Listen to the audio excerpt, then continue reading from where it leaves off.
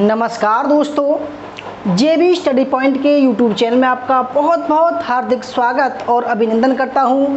दोस्तों, आज हमारी यूपीएससी हिस्ट्री की सेकंड क्लास है। पहली क्लास में आपने बहुत प्यार दिया हमको, ठीक है, इसलिए दूसरी क्लास तो जल्दी ही लेकर आ गए हैं हम, ठीक है। बहुत ही शानदार पहली क्लास की तरह भी ये क्लास भी होगी, ठीक है। तो जो भी दोस्तों हमारे कोर्स में शामिल हो चुके हैं उनका भी धन्यवाद है, और जो नहीं हुए हैं उनका भी धन्यवाद है, और जो क्लास नहीं देख रहे हैं उनका धन्यवाद है, और देख रहे हैं उनका भी धन्यवाद है, ठीक है। दोस्तों, जो देख रहे हैं उनका बहुत बहुत धन्यवाद है। तो दोस्तों, जैसा कि आप देख पा रहे हैं, यूपीएससी असिस्टेंट प्रोफेसर हिस्ट्री का ये सेकंड क्लास है, और टॉपिक का नाम है गजनी साम्राज्य और महमूद गजनवी, ठीक है। महमूद गजनवी को हम पढ़ेंगे, पूरा कवर करेंगे, चाहे 2 घंटा हो जाए, ठीक है।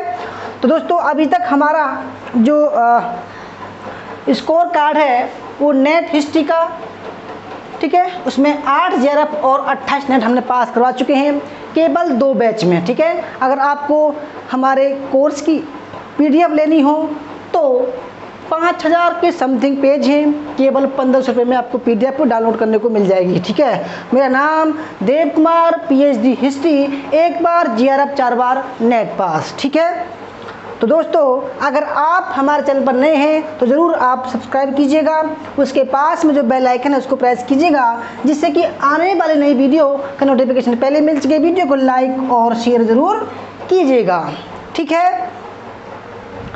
दोस्तों, अगर आपको कोर्स ज्वाइन करना है तो जेबी स्टडी पॉइंट के ऐप को डाउनलोड कीजिएगा, ठीक है, और आप कोर्स ज्वाइन कर सकते हैं। ये हमारा नंबर है 8218345167, संपर्क हमसे कर सकते हैं, ठीक है। हमारी दोस्तों जो कोर्स प्राइस है नेट हिस्ट्री का 6 महीने का 3000 रुपये है, 2 बुक फ्री है, ठीक है, 2 book free. Net history 1 year का 4000 रुपये में 2 बुक फ्री, 2 ईयर का 5000 रुपये का है, असिस्टेंट प्रोफेसर का 3000 रुपये का दोस्तों 2 बुक यहाँ भी आपको फ्री मिलने वाली हैं, ठीक है, 2 बुक फ्री प्रैक्टिस सेट की।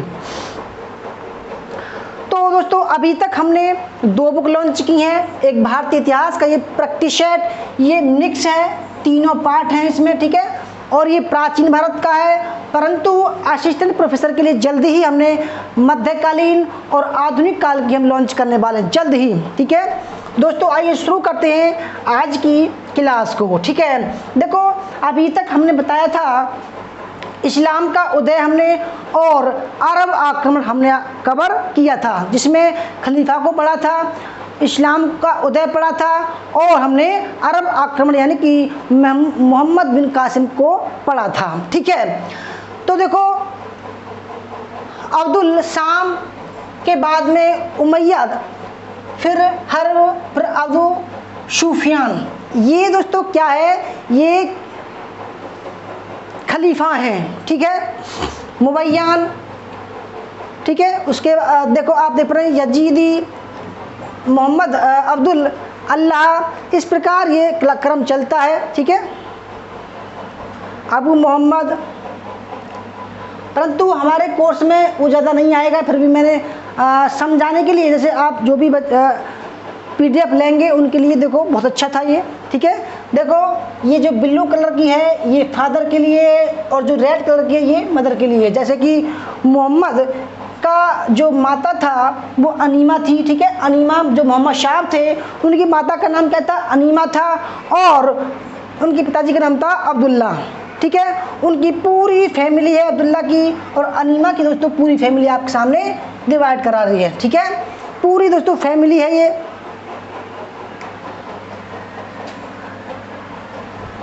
अब बात करते हैं गजनी साम्राज्य का, ठीक है। देखो दोस्तों, सबसे पहले तो हमें ये पता होना चाहिए कि भाई गजनी साम्राज्य आखिरकार था कहाँ। देखो, आपने देखा भाई अफगानिस्तान कहाँ है, आपने देखा होगा, ठीक है, काबुल कहाँ है, आप सब समझते होंगे क्योंकि अखबारों में, न्यूज़पेपर में ये आता रहता है। अमेरिका कहाँ है, जापान कहाँ है, परंतु गजनी कोई देश नहीं है, ये दोस्तों एक स्थान था पहले, ठीक है। तो गजनी जो था वो कहाँ था, देखो ये पूरा भारत का नक्शा है, ठीक है, यहाँ पर ये भारत का आपके साथ में नक्शा पेश हो रहा है, ठीक है। और ये देखो ये पाकिस्तान है, ये यहाँ तक पाकिस्तान है। उसके बाद में सफाविद जो साम्राज्य था, ठीक है, यहाँ पर आपका क्या आएगा, देवल बंदरगाह आएगा। यहाँ पर गजनी, ये गजनी है, ठीक है, ये काबुल है अफगानिस्तान वाला, ठीक है, ये सिंधु नदी है, ये कंधार है, ठीक है, कंधार, ये बलूचिस्तान है, ठीक है दोस्तों। तो कहाँ था ये, अफगानिस्तान में गजनी साम्राज्य था, अरब प्रायद्वीप का, ठीक है। तो यहाँ से जो है महमूद गजनवी चलता है, ठीक है। उसके यहाँ पर देखो, इसके उस तरफ पश्चिमी तरफ जो है गौर साम्राज्य था। कौन सा गौर साम्राज्य, वो भी जो है जब इसकी सत्ता साम्राज्य विस्तार बढ़ने लगा तब भी ये भारत की तरफ इस तरीके से चलता है, ठीक है। तो अब बात करेंगे गजनी की। गजनी जो है इस तरफ चलता है। तो सबसे पहले बात करेंगे भाई गजनी साम्राज्य की।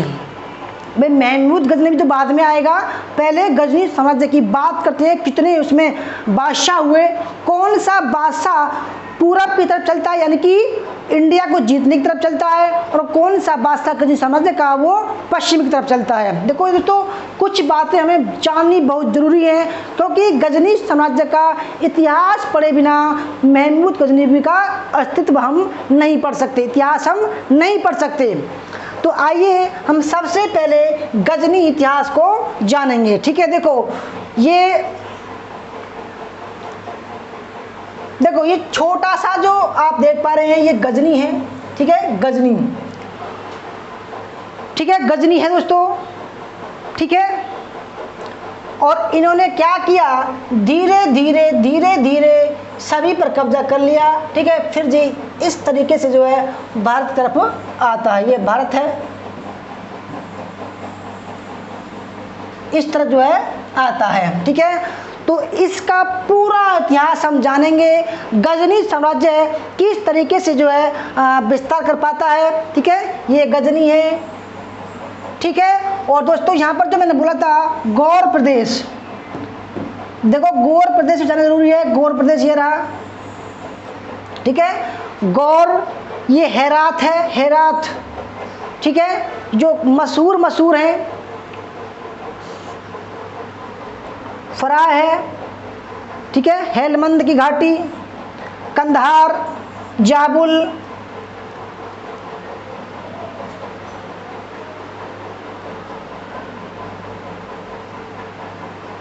नूरिस्तान, कपीसा, काबुल, ठीक है, बमियान, ठीक है। सरेपोल का युद्ध हुआ था, आप जानते होंगे दोस्तों, है ना, सरेपोल का युद्ध। वल्ख,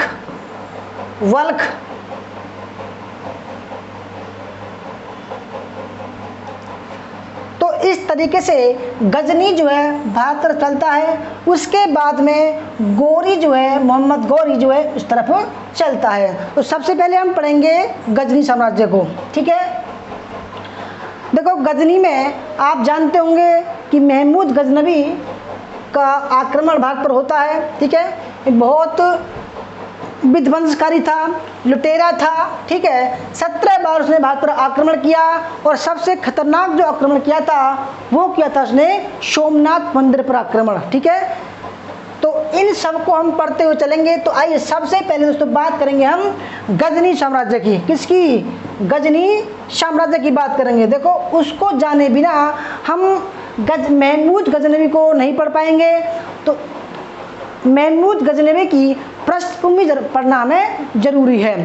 तो आइए गजनी साम्राज्य को हम पढ़ते हैं। सबसे पहले देखो दोस्तों, इस्लाम धर्म के अनुयायियों में जो भी इस्लाम धर्म के अनुयायी थे, जो भी मोहम्मद शाह के अनुयायी थे, खलीफा थे, खलीफा के ने जो आदेश दिया उनके द्वारा जो भी साम्राज्य विस्तार हुआ उनके अनुयायियों द्वारा, ठीक है। तो ये अनुयायी वही वाले अनुयायी हैं। इस्लाम धर्म के अनुयायियों में से भारत में सर्वप्रथम प्रवेश करने वाले अरब थे। ठीक है, कौन थे? अरब थे, जो व्यापारिक रूप में भारत आए थे, व्यापारिक रूप में मालाबार तट पर। ठीक है, उन्होंने क्या किया? उन्होंने भारतीय महिलाओं से शादी की और वो आगे चलकर मोपला कहलाए। ठीक है, जो 1921 में उन्होंने विद्रोह किया था वो मोपला विद्रोह था, ध्यान रखिएगा। ठीक है, अरबों सिंध पर अधिकार करने में सफल रहे। अरब यानी कि मोहम्मद बिन कासिम के 712 के आक्रमण, सिंध आक्रमण के कारण जो है वो सिंध पर अधिकार करने में सफल रहे, जिनमें ब्राह्मणबाद, देवल।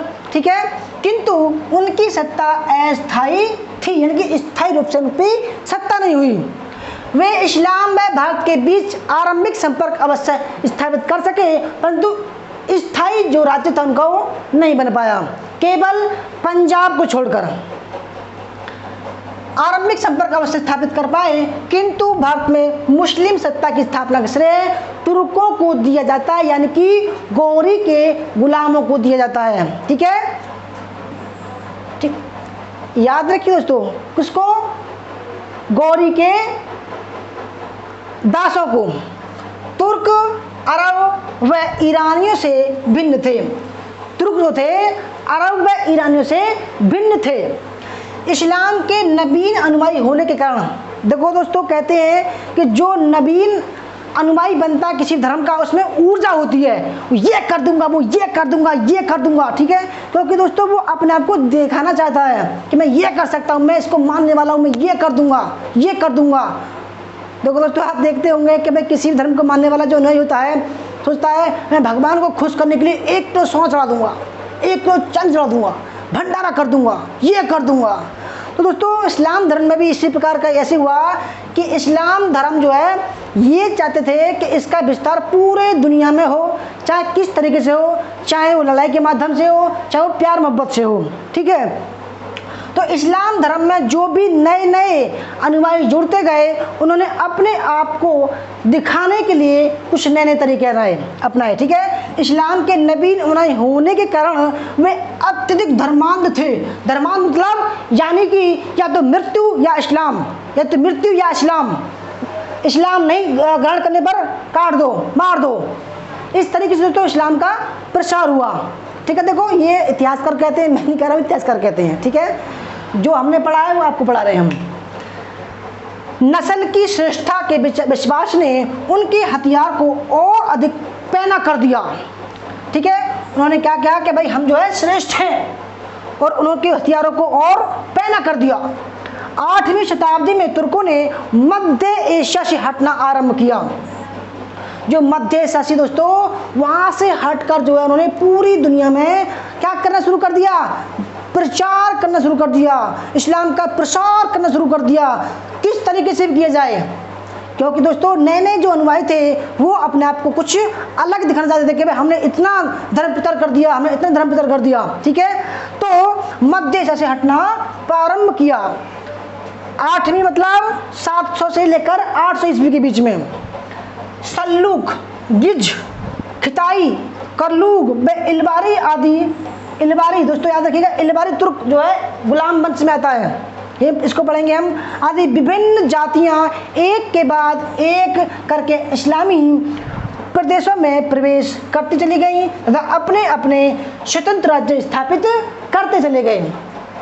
देखो दोस्तों, खिताई, कल्लूक, इलबारी, सल्लूक, गिज ये पहले इस्लामिक जातियां नहीं थी। धीरे धीरे इस्लाम के अनुयायियों ने इन सभी जातियों को, प्रजातियों को अपने अंदर समाहित कर लिया, और जब इनको समाहित कर लिया तो इन्होंने भी दोस्तों अपना साम्राज्य विस्तार, अपना धर्म का प्रसार करना शुरू कर दिया। ठीक है, तो धीरे धीरे अपने स्वतंत्र राज्य स्थापित कर लिए। ठीक है, तो देखो दोस्तों, आप देख पा रहे होंगे ये जो है गजनी साम्राज्य का क्या है, ये दोस्तों एक मतलब कि ये खलीफा बैठे हुए हैं।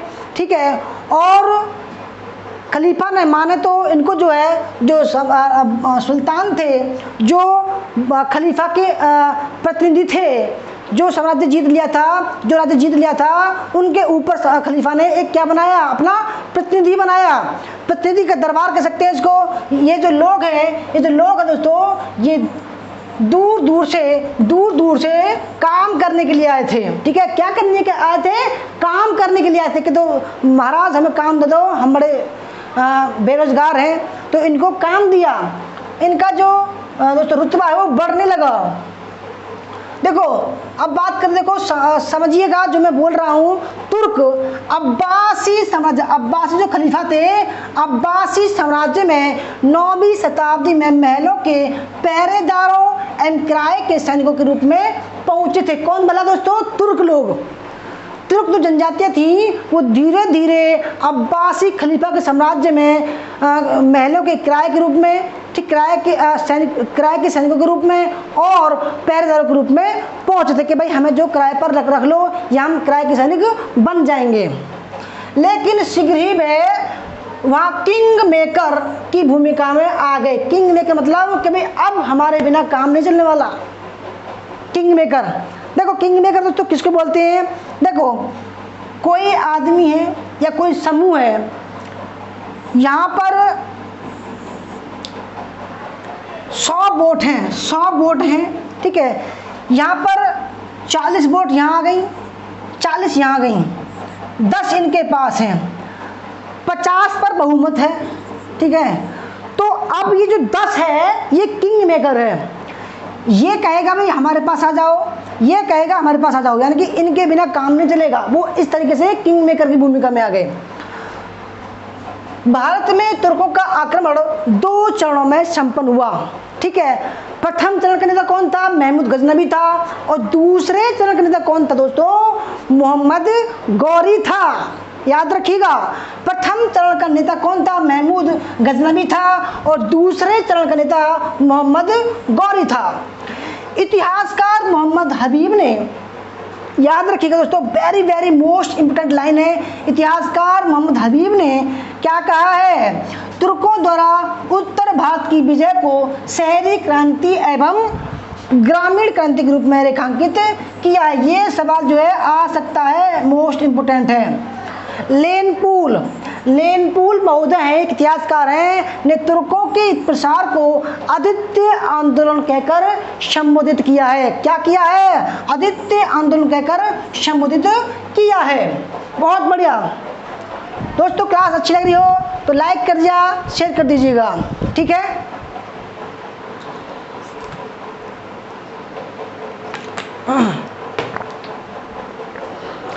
सवाल दोस्तों ऐसे ही बनते हैं। ठीक है, तो सुल्तान महमूद गजनबी अजाम का प्रथम सुल्तान, प्रथम दुनिया का प्रथम सुल्तान कौन भला दोस्तों?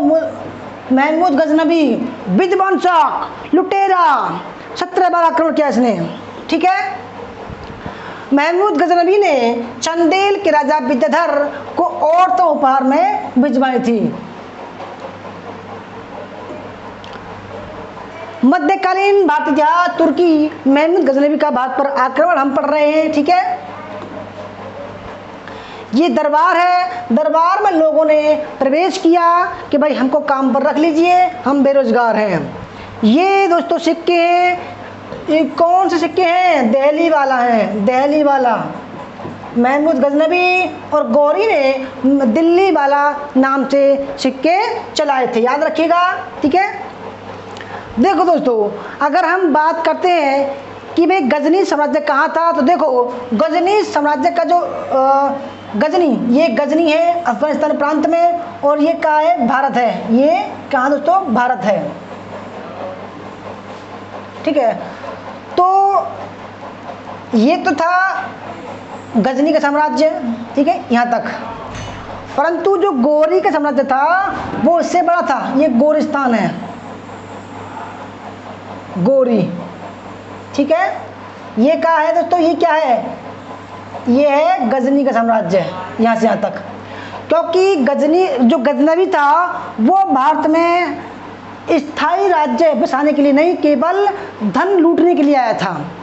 और जो गौरी था, मोहम्मद गौरी था, वो केवल भारत में राज्य स्थापित करने आया था। दोनों में इतना अंतर है।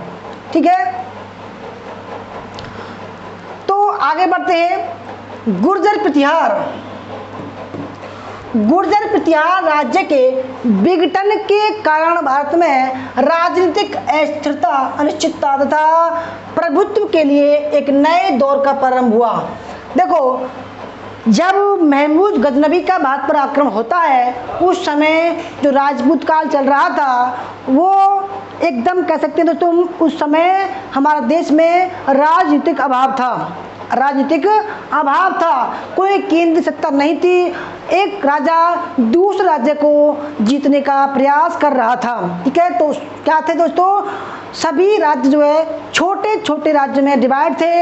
एक राजा दूसरे राज्य को खाने के लिए दौड़ रहा था, दूसरे राज्य को हड़पने के लिए दौड़ रहा था। तो इसलिए सभी राज्य की केंद्र सत्ता नहीं थी। और दोस्तों क्या कहते हैं कि भाई उनमें राजनीतिक समन्वय नहीं था कि कोई बाहरी व्यक्ति अगर हम पर आक्रमण कर दे तो हम उसका मुकाबला मिलकर करें, ऐसा कोई भी तत्व उनमें मौजूद नहीं था। ठीक है, फलस्वरूप भारत की उत्तरी पश्चिमी सीमा पर पश्चिमी एशिया के आक्रमण और प्रसारवादी तुर्क राज्यों के उदय की और कोई ध्यान नहीं दिया। देखो, मैं दोस्तों बता रहा था कि भाई उस समय एक राजा दूसरे राज्य पर भारी था, आपस में लड़ रहे थे, कोई राजनीतिक एकता नहीं थी, अभाव था उसका, कोई केंद्र सत्ता नहीं थी। इसलिए तुर्कों को ये दोस्तों इतना सुनहरा मौका मिल गया कि भाई आइए छोटे छोटे राज्यों को जीतो और आगे बढ़ते चलो। ठीक है, उनका दोस्तों मुकाबला करने कोई नहीं था। 9वीं शताब्दी के अंत में ट्रांस ओशियाना और खुरासान तथा ईरान के कुछ भागों पर समानी शासकों का राज्य था। ठीक है, कहानी टाइप में पढ़िएगा, बहुत शानदार नजर आएगी आपको, जिन्हें उत्तरी व पूर्वी सीमाओं पर तुर्कों से हमेशा संघर्ष करना पड़ता था, उत्तरी और पूर्वी सीमाओं से। तो अब क्या हुआ, इसी संघर्ष के कारण एक नए प्रकार के सैनिक गाजी का उदय हुआ। 10वीं शताब्दी के मुस्लिम साम्राज्य में एक बड़ी उथल पुथल हुई। 10वीं शताब्दी के मुस्लिम साम्राज्य में क्या हुआ दोस्तों, एक बड़ी उथल पुथल हुई। क्या हुई, बगदाद के खलीफा निर्बल हो गए। ये सवाल आता है दोस्तों कि भाई जो खलीफा थे वो निर्बल कब हुए, तो दोस्तों कब हुए, 10वीं शताब्दी में हो गए थे। ठीक है, समानी साम्राज्य के पतन के बाद उनका एक तुर्क गुलाम अल्पतगीन ने, कौन बोला दोस्तों, अल्पतगीन ने स्वतंत्र राज्य की स्थापना की। उसका नाम क्या था, गजनी साम्राज्य था। क्या था दोस्तों, देखो, समानी साम्राज्य के पतन के बाद उनका एक तुर्क गुलाम अल्पतगीन ने स्वतंत्र राज्य की स्थापना की। समाना राज्य के समाप्ति के बाद मध्य एशिया के कबीलों से इस्लामी क्षेत्रों की रक्षा का भार किस पर आ गया, गजनबियों ने संभाल लिया। अब दोस्तों जो भी गजनबी थे वो उसका जो क्षेत्र था वो कहलाया गजनी, तो इसलिए इनके साम्राज्य को क्या बोला गया है, गजनी साम्राज्य कहा गया है। आगे बढ़ते हैं, तो अब बात करते हैं भाई, जब सबसे पहला जो अल्पतगीन था जिसको गजनी साम्राज्य का संस्थापक कहा गया है उसके बारे में पढ़ते हैं। अल्पतगीन, ठीक है, अल्पतगीन जो था वो गुलाम था समानी साम्राज्य के अधिकारियों का। तो अल्पतगीन 933 से लेकर 963 तक शासन करता है। ठीक है, अल्पतगीन बुखारा के समानी शासक अब्दुल मलिक का एक तुर्क दास था। याद रखिए दोस्तों, किसका दास था, समानी साम्राज्य के अब्दुल मलिक का एक तुर्क दास था। वह असाधारण योग्यता और साहस का स्वामी था। ठीक है, कौन भला, अल्पतगीन था। अपनी साहस व परिश्रम के बल पर हजीब उल हज्जाब के पद पर नियुक्त हुआ पहली बार। 956 ईस्वी में वह खुरासान का राज्यपाल नियुक्त हुआ। खुरासान 962 ईस्वी में अब्दुल मलिक की मृत्यु के बाद उसके भाई और चाचा में उत्तराधिकार के लिए गुत्थम गुत्था दोस्तों क्या हो गया, युद्ध आरंभ हो गया। किसमें भला? अब्दुल मलिक के भाई और चाचा में उत्तराधिकार के लिए युद्ध आरंभ हो गया। ठीक है, क्या हो गया? युद्ध आरंभ हो गया। अल्पतगीन ने चाचा का समर्थन किया। अल्पतगीन जो दास था अब्दुल मलिक का, उसने चाचा का समर्थन किया, परंतु अब्दुल मलिक का भाई मंसूर सिंहासन पर बैठ गया। देखो दोस्तों, ठीक है, सिंहासन पर बैठ गए। अब दोस्तों वो क्या करे भाई? अल्पतगीन ने जिसका पक्ष लिया वो हार गया, है ना।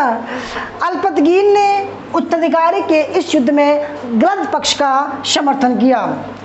भावी दंड के भाई अब उसको पता था कि भाई मुझको दंड मिलेगा, है ना, क्योंकि भाई मैंने होने वाले बादशाह के खिलाफ जो कदम उठाया था।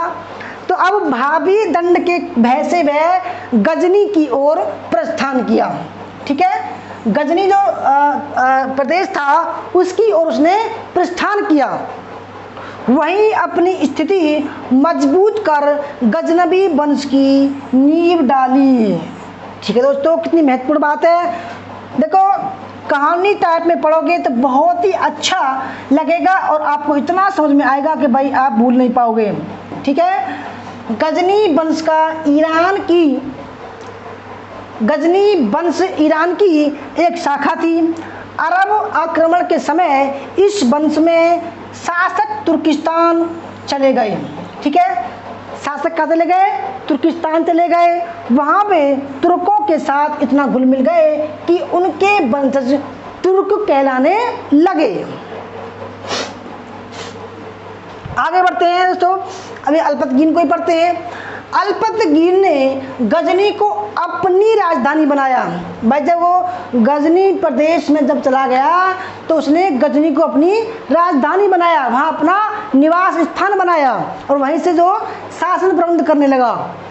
ठीक है, गजनी वंश का अन्य नाम यामनी वंश भी है। ठीक है, याद रखिएगा, गजनी वंश का नाम यामनी वंश है।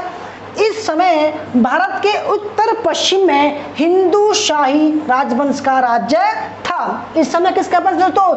हिंदू शाही राजवंश का शासन था। इसका विस्तार हिंदुकुश पर्वतमाला तक था। हिंदुकुश पर्वतमाला तक था, यानी कि काबुल तक था।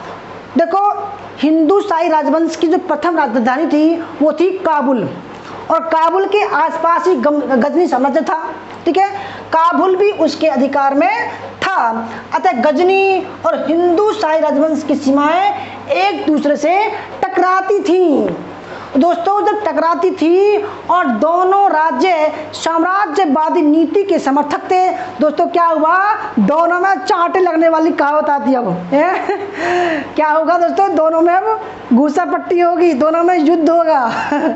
भाई देखो कहते हैं जब भाई सामने वाला भी भाई धुरंधर है और ये भी धुरंधर है तो दोनों में युद्ध दोस्तों अवश्य होगा, क्योंकि दोनों की जो साम्राज्यवादी नीति है वो अग्रसर है। दोनों एक दूसरे को खाना चाहते हैं। ठीक है, और सीमाएं एक दूसरे से टकराने लगी। फलस्वरूप युद्ध होना अवश्यगामी था। ठीक है, 963 ईस्वी में अल्पतगीन की मृत्यु के बाद, याद रखिएगा, मृत्यु के बाद उसका पुत्र इसहाक उसका उत्तराधिकारी बना। दोस्तों देखो ये छोटी छोटी बातें हैं। देखो अब देखो अल्पतगीन के बाद में, ठीक है, अल्पतगीन के बाद में कौन बना राजा? इसहाक बना। याद रखिएगा, इसहाक। ठीक है, इसहाक पुत्र, यह अल्पतगीन का पुत्र था। अल्पतगीन की मृत्यु के बाद गद्दी पर बैठा। यह केवल 3 वर्ष तक शासन करता है। दोस्तों ये केवल 3 वर्ष तक शासन करता है।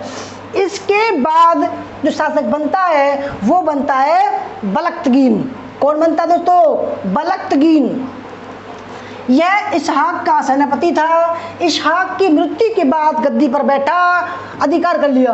972 में इसकी भी मृत्यु हो गई। ठीक है दोस्तों, अल्पतगीन, तो नीचे लिख दूंगा मैं, चलो नीचे लिख दूंगा, ठीक है। इसके बाद में आता है पिराई, मोस्ट इंपोर्टेंट है, इस पर सवाल आता है। पिराई, पिराई जो था वो अल्पतगीन का एक गुलाम था, यानी कि दोस्तों ये अल्पतगीन का एक गुलाम था।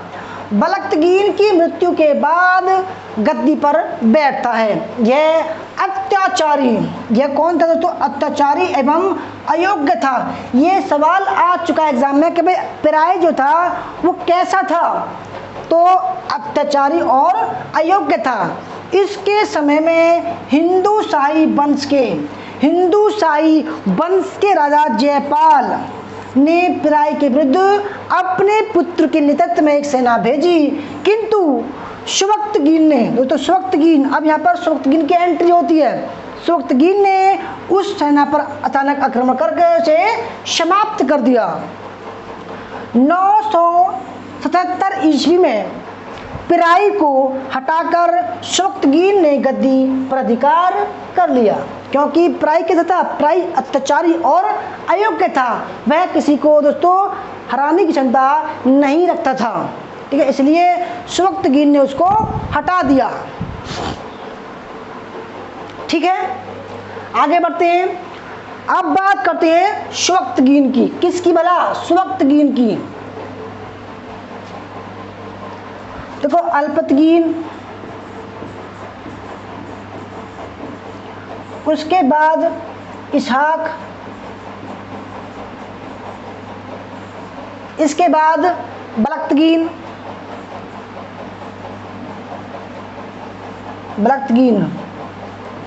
इसके बाद पिराई, के बाद में स्वक्तगीन,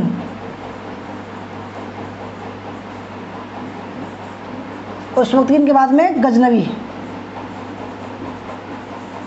ठीक है, स्वक्तगीन 970 से 999 ईस्वी। ठीक है, बहुत ही बढ़िया दोस्तों, इतनी बढ़िया मैं थ्योरी क्लास पढ़ाऊंगा आपको कि जिंदगी में नहीं भूल पाओगे। और देखो इसके बाद में हम अपने कोर्स के स्टूडेंट को इसी टॉपिक के 400 के समथिंग सवाल करवाएंगे महमूद गजनवी और गौरी से। ठीक है, स्वक्तगीन अल्पतगीन का एक दास था। स्वक्तगीन दोस्तों अल्पतगीन का एक दास था, परंतु बाद में उसका दामाद बन गया। ठीक है, यानी कि जो स्वक्तगीन था वो अल्पतगीन का दामाद था, यानी कि उसकी बेटी से उसने विवाह किया था। नासिर हाजी नामक एक व्यापारी उसे तुर्किस्तान से ले गया, बुखार ले गया, जिससे अल्पतगीन ने उसको खरीद लिया। वह बुद्धिमान व परिश्रमी था। अपने परिश्रम के बल पर वह एक के बाद एक उच्च पदों को प्राप्त करता गया। ठीक है, अल्पतगीन ने उसे अमीर उल उमरा की उपाधि दी थी। क्या? किसकी? अमीर उल उमरा, यानी कि अमीरों में उच्च पद दिया।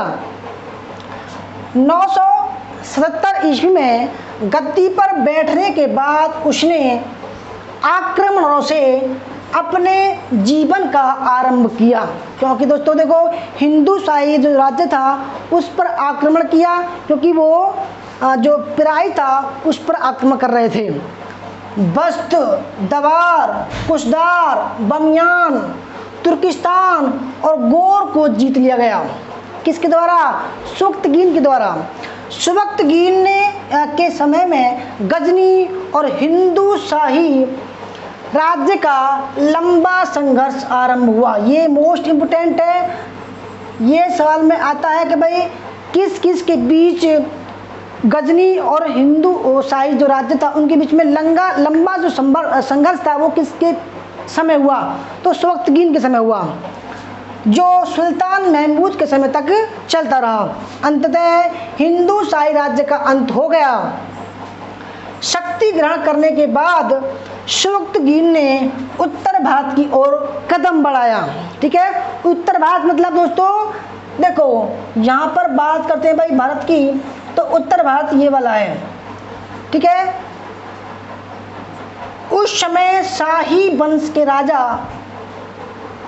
जयपाल के राज्य की सीमाएं सरहिंद से लगभग लंगमान, जलालाबाद तथा कश्मीर से मुल्तान तक फैली हुई थी। ठीक है। शाही शासकों की राजधानियां क्रमशः ओड़, लाहौर और बठिंडा थी। ठीक है। जो शाही शासक थे। 987 ईस्वी में सुबक्तगीन ने प्रथम बार भारत की सीमा पर आक्रमण किया। ये देखो आ चुका है एग्जाम में 987 में, वेरी मोस्ट इंपोर्टेंट है। कहते हैं कि भाई भारत पर आक्रमण उसने कब किया? 987 ईस्वी में सुबक्तगीन ने प्रथम बार भारत की सीमा पर आक्रमण किया तथा हिंदू शाही राज्य के कई किलों और नगरों को जीत लिया। ठीक है। जयपाल यह सहन नहीं कर सका, उसने युद्ध करने का निश्चय किया। किसने? जयपाल ने सुबक्तगीन के विरुद्ध युद्ध करने का निर्णय लिया। गजनी और लंगमान के पास दोनों सेनाओं का महामुकाबला हुआ। उतबी जो महमूद गजनवी के दरबार में था, कवि था, उतबी के अनुसार दोनों दलों के बीच होने वाले मुठभेड़ में युद्ध स्थल लहूलुहान हो गया। ठीक है। दोनों तरफ, किंतु किलों पर यामनियों का अधिकार न हो सका। इस बीच यामनी कौन थे दोस्तों? गजनवी वंश था। इस बीच एक भयानक हिमवर्षा ने, हिमवर्षा मतलब बर्फ की वर्षा हुई, ने जयपाल की सेना को छिन्न भिन्न कर दिया और अंततः उसे संधि करने के लिए बाध्य होना पड़ा। जयपाल ने संधि में 10 लाख दिरहम और 50 हाथी, कुछ नगरें और किले देना स्वीकार किया। उसने अपने 2 प्रतिनिधियों को अपने वचन का पालन करने का विश्वास दिलाने के लिए सुबक्तगीन के पास भेजने के लिए वचनबद्ध होना पड़ा। किंतु कुछ समय बाद उसने संधि को समाप्त कर दिया। इस कारण क्या हुआ? सुबक्तगीन ने उसकी सीमाओं पर आक्रमण कर दिया और लंगमान तक के क्षेत्र को जीतकर गजनी साम्राज्य में मिला लिया। जयपाल ने सुबक्तगीन को पराजित करने के लिए एक बड़ी सेना एकत्र की। ठीक है। जयपाल ने सुबक्तगीन को पराजित करने के लिए एक बहुत बड़ी सेना इकट्ठी की। ठीक है। उसने 991 ईस्वी में अजमेर, कालिंजर, कन्नौज के शासकों का एक संघ बनाया। याद रखिएगा दोस्तों, किसने बनाया?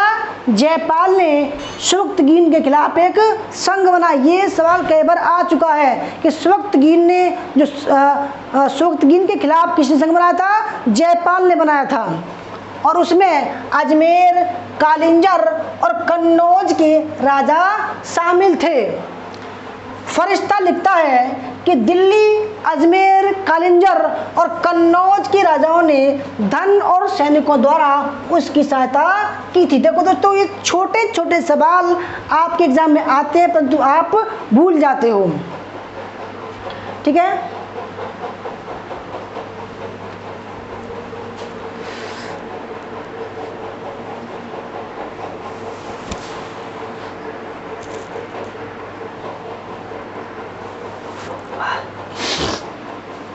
दोस्तों, अगर आपको हमारी ये वीडियो अच्छी लग रही हो, क्लास अच्छी लग रही हो तो लाइक करना, शेयर करना, कमेंट करके बताइएगा आपको कैसी लग रही क्लास। ठीक है। सहायता की। लंगमान के निकट दोनों के मध्य भयंकर युद्ध हुआ, किंतु अपने शत्रु की कुशल रणनीति और मोर्चाबंदी के सामने वह विफल रहा तथा पराजय उसके हाथ लगी। किसके हाथ लगी? जयपाल के हाथ लगी। लंगमान और पेशावर के मध्य समस्त क्षेत्रों पर सुबक्तगीन का अधिकार हो गया। काबुल और जलालाबाद के सूबों को गजनी में शामिल कर लिया गया। एक शहजादे के रूप में महमूद गजनवी ने किस युद्ध में भाग लिया था? वेरी वेरी मोस्ट इम्पोर्टेंट है। पहली बार महमूद गजनवी ने जो संघ बनाया था उसमें भाग लिया था, ये सवाल आ चुका है। अपनी मृत्यु से पूर्व स्वक्तगीन ने पूरा अफगानिस्तान, खुरासान, वल्ख तथा भारत के पश्चिमोत्तर सीमा को अपने साम्राज्य में शामिल कर लिया था। तो 997 में स्वक्तगीन की मृत्यु हो गई। तो 997 में क्या हुआ? स्वक्तगीन की मृत्यु हो गई। अब जो महमूद गजनवी था वो भारत तरफ चलता है, ठीक है, क्योंकि वह गजनी साम्राज्य को एकदम मजबूत बनाना चाहता था और अपने जो विद्रोही थे उनको हराना चाहता था। इसलिए उसको धन की आवश्यकता थी और उसको लगा के जो धन है वो भारत में मौजूद है, ठीक है, और वो अपने साम्राज्य को मजबूत करने के लिए भारत की तरफ बढ़ता है, ठीक है। गजनी राज्य का संस्थापक अल्पतगीन था। अल्पतगीन सामान्यों का एक तुर्कदास था, अधिकारी था। अल्पतगीन के उत्तराधिकारी गुलाम पिराई ने हिंदुशाही शासक जयपाल के पुत्र को हराया था। पिराई का उत्तराधिकारी स्वक्तगीन हुआ। दोस्तों ये रिवैक चल रहा है, रिकॉल, ठीक है। यह अल्पतगीन का गुलाम एवं दामाद था। 977 ईस्वी में वह गजनी का शासक बना। स्वक्तगीन ने यामनी वंश की नींव 977 में रखी। वह महमूद गजनवी का पिता था। फरिश्ता लिखता है कि हिंदुशाही वंश के शासक जयपाल ने स्वक्तगीन के खिलाफ आक्रमण करने हेतु राजपूत राजाओं का एक संघ बनाया था। जयपाल आक्रमणकारी नीति अपनाते गजनी में 2 बार स्वक्तगीन से युद्ध किया, परंतु दोनों बार हार गया। स्वक्तगीन ने जयपाल पर आक्रमण कर काबुल एवं जलालाबाद जीत लिया। 997 में स्वक्तगीन की मृत्यु हो गई। इसने अपने छोटे पुत्र इस्माइल को उत्तराधिकारी चुन लिया, परंतु महमूद गजनवी ने 7 माह बाद षड्यंत्र से इस्माइल की हत्या कर शासक बन गया। इस समय महमूद गजनवी 27 वर्ष का था। उसकी राजधानी गजनी थी। दोस्तों याद रखिएगा, ये इम्पोर्टेंट है। 27 वर्ष की आयु में वो बादशाह बनता है। तो अब बात करते हैं सुल्तान महमूद गजनवी की, जिसके बारे में कई सवाल आपके एग्जाम में आते हैं। विध्वंसक और लुटेरा था। लुटेरा क्यों बना? विध्वंसक क्यों बना दोस्तों? क्योंकि उसको गजनी साम्राज्य का मजबूती प्रदान करना था उसको, क्योंकि गजनी जो था वो चारों तरफ से उसके विरोधियों से घिरा हुआ था। वह चाहता था कि सभी राज्य को जीत लिया जाए। उसके लिए उसको बहुत मोटी रकम की आवश्यकता थी, बहुत दोस्तों पैसे की आवश्यकता थी। इसलिए उसने भारत के पैसे को, भारत की संपूर्ण सत्ता को, संपदा को लूटने का प्रयास किया। इसलिए क्योंकि उसको पता था कि जो मंदिर थे वो धन संपदा के केंद्र थे उस समय, इसलिए उसने मंदिरों पर आक्रमण किया, ठीक है।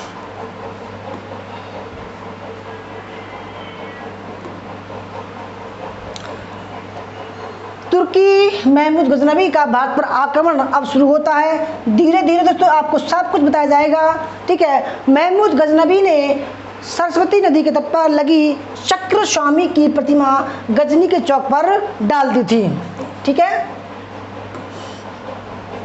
आइए महमूद गजनवी के बारे में विस्तार से पढ़ते हैं।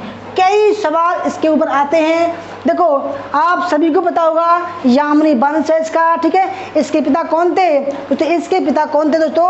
इसके पिता थे स्वक्तगीन, ठीक है। आइए वंश यामनी वंश, उपाधि यमीन उद्दौला, यमीन उद्दौला, यमीन उल मिल्ला यानी कि मुसलमानों का संरक्षक, ठीक है। बगदाद के खलीफा अल कादर बिल्ला ने ये उपाधि उसे प्रदान की। इसी कारण उसका वंश यामनी वंश नाम से विख्यात हुआ, ठीक है। इस्लाम का नायक मध्यकालीन इतिहासकारों ने उसको कहा है। सुल्तान ए आजम की उपाधि धारण करने वाला वह दुनिया का पहला शासक था, सुल्तान आजम। ठीक है। अब्बेमेकतम महमूद अबतर, यानी कि उसने जो चांदी के सिक्के चलाए थे उसके चांदी के सिक्कों पर यही लेख उत्कीर्ण है। ठीक है। उसकी अन्य उपाधियों में बुत्सकिन यानी कि मूर्तियों को तोड़ने वाला बुत्सिकन एवं गाजी था। याद रखिएगा दोस्तों, बुत्सिकन और गाजी भी इसकी अन्य उपाधियां थी। अब क्या हुआ, इसने गजनी साम्राज्य को मजबूत और सैनिक और सामरिक दृष्टि से मजबूत करने के लिए इसने भारत की ओर प्रस्थान किया। ठीक है। भारत की धन संपदा को लूटने का दोस्तों इसने प्रयास किया और काफ़ी बड़ी मात्रा में ये दोस्तों 17 बार इसने भारत पर आक्रमण करके धन को गजनी ले गया। महमूद गजनवी। ठीक है। सुबक्तगीन के दोस्तों 2 पुत्र थे, याद रखिएगा। सुबक्तगीन के 2 पुत्र थे, महमूद और इस्माइल। सुबक्तगीन ने इस्माइल को अपना उत्तराधिकारी बनाया और 7 महीने बाद महमूद ने उसको हरा दिया। इसमें महमूद बड़ा तथा इस्माइल छोटा था। सुबक्तगीन अपने छोटे पुत्र से बहुत अधिक स्नेह करता था, इसलिए मरने से पूर्व उसे अपना उत्तराधिकारी नियुक्त कर दिया। महमूद यह सहन करने के लिए तैयार नहीं था कि भाई उसने बड़े पुत्र के होते हुए छोटे पुत्र को उत्तराधिकारी बना दिया। उसने इस्माइल को गजनी देकर तथा बल्ख अपने पास रखकर राज्य का विभाजन करने का सुझाव दिया, किंतु इस्माइल इससे सहमत नहीं हुआ। अंत में महमूद ने इस्माइल को एक युद्ध में परास्त कर बंदी बना दिया तथा अपने पिता के राज्य पर अधिकार कर लिया। महमूद गजनवी का जन्म 1 नवंबर 971 में कहाँ, ठीक है, 971 में हुआ था। उसकी माता गजनी के पास जबुलिस्तान की एक धनवान की कन्या थी, इसलिए महमूद को जबुली का महमूद भी कहा जाता है। 27 वर्ष की अवस्था में वह अपने पिता के राज्य का स्वामी बन गया। 27 वर्ष की अवस्था में, ठीक है, वह अजाम का प्रथम सुल्तान माना जाता है। याद रखिएगा, उसको अजाम का प्रथम सुल्तान माना जाता है और दुनिया का प्रथम सुल्तान भी इसको माना जाता है।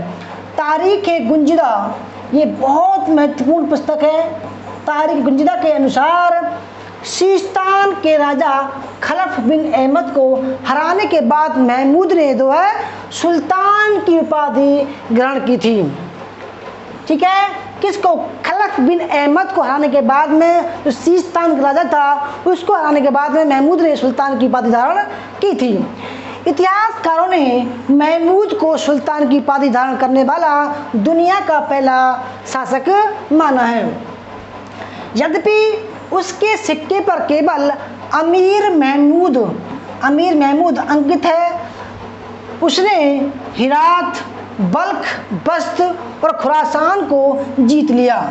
बगदाद के खलीफा अल कादिर बिल्लाह ने, ये मोस्ट इम्पोर्टेंट है, ठीक है, बगदाद के खलीफा अल कादिर बिल्लाह ने इन प्रदेशों पर उसके अधिकार को स्वीकार कर लिया कि भाई ठीक है, अब तुम जो है हमारे प्रतिनिधि हो और हमारी खिलाफत को जो है आप फैलाइए।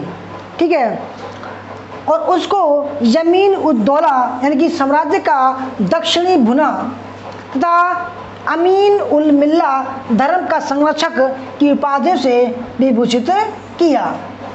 कहा जाता है कि इसी अवसर पर महमूद गजनवी ने भारत पर प्रत्येक वर्ष आक्रमण करने की शपथ ली थी कि भाई मैं शपथ लेता हूँ कि भारत पर हर एक वर्ष मैं आक्रमण करूँगा।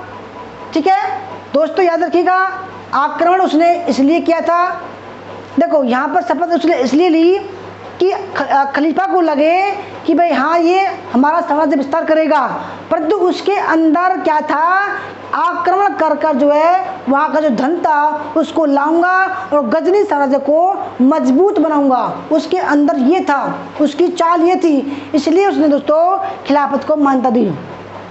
ठीक है,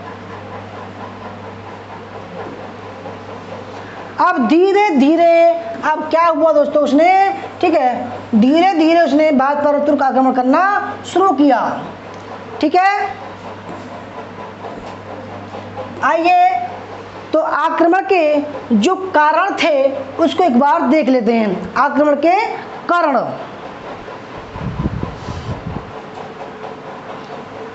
आक्रमण के कारण, गजनबी के भारत पर आक्रमण के कारण देख लेते हैं। ठीक है, धर्म का प्रचार, क्योंकि बगदाद खलीफा ने उसको धर्म का रक्षक घोषित किया था।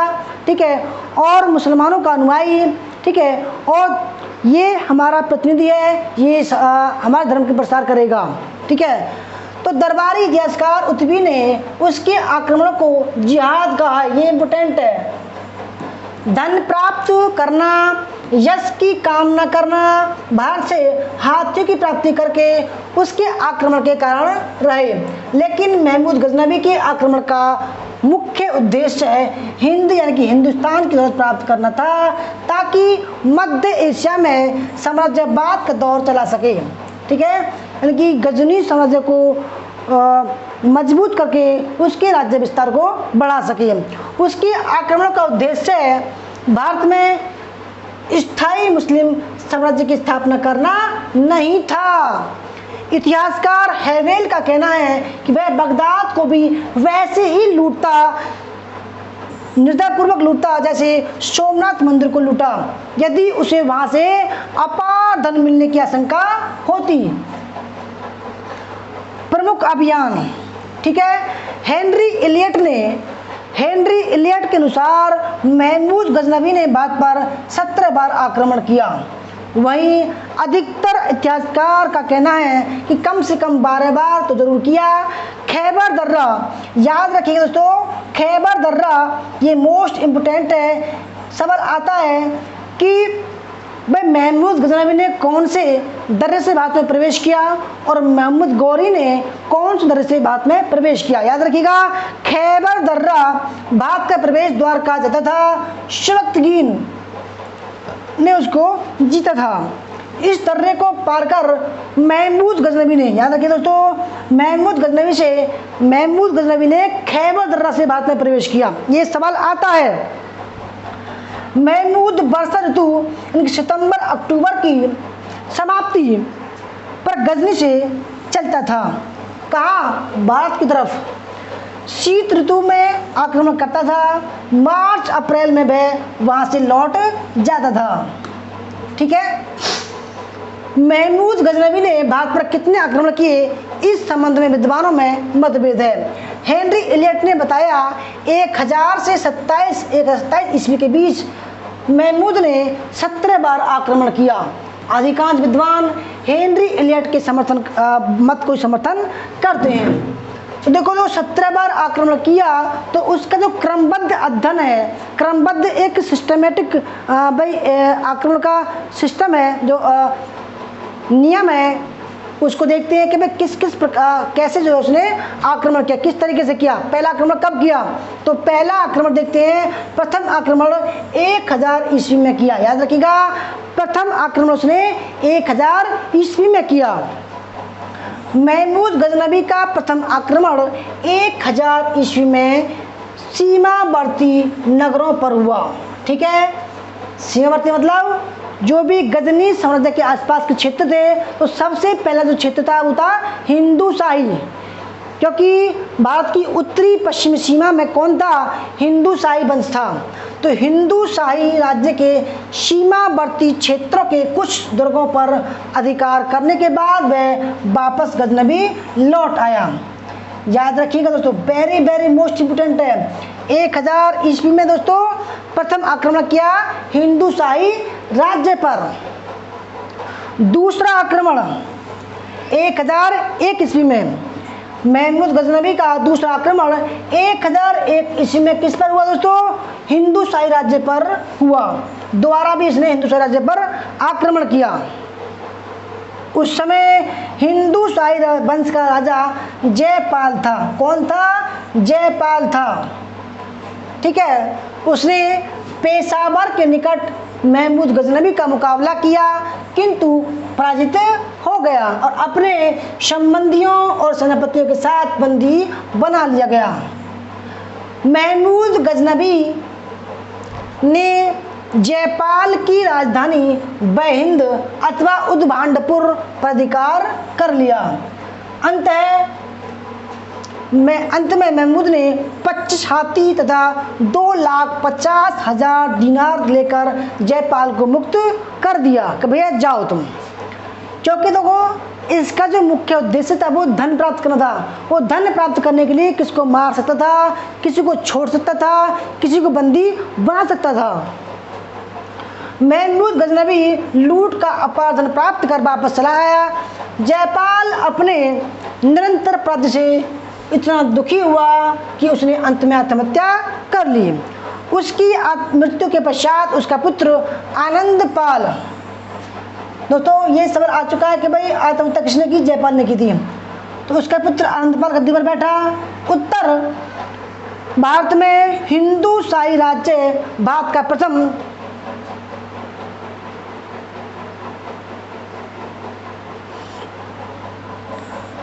महत्वपूर्ण हिंदू राज्य था जो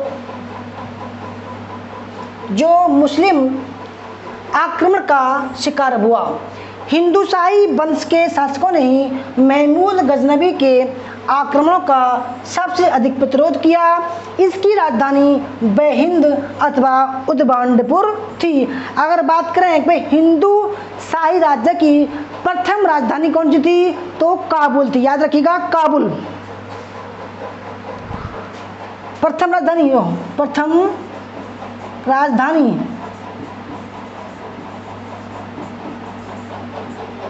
काबुल।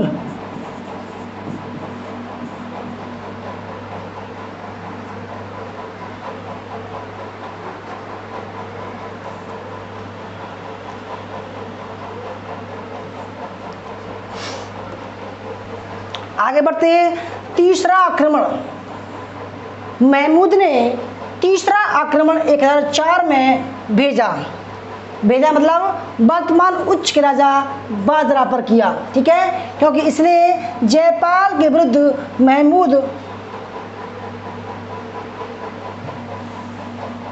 दोस्तों एक मक्खी जो है घूम रही है और मक्खी से जो है बोर्ड हमारा चल रहा था, क्योंकि इसने जयपाल के विरुद्ध महमूद को सैनिक सहायता नहीं दी थी।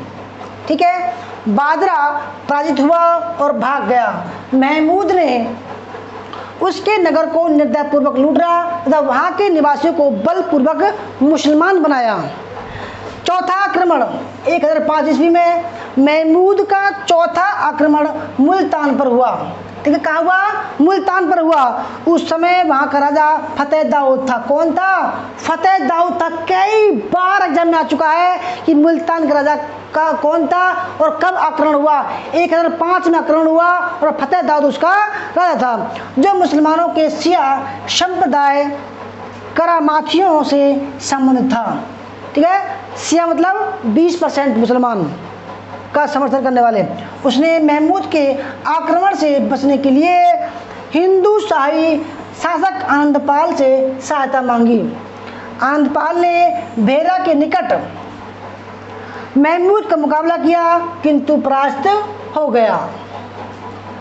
इसके बाद दाऊद ने भी आत्मसमर्पण कर दिया तथा 20,000 दिरहम प्रतिवर्ष देने का वादा किया।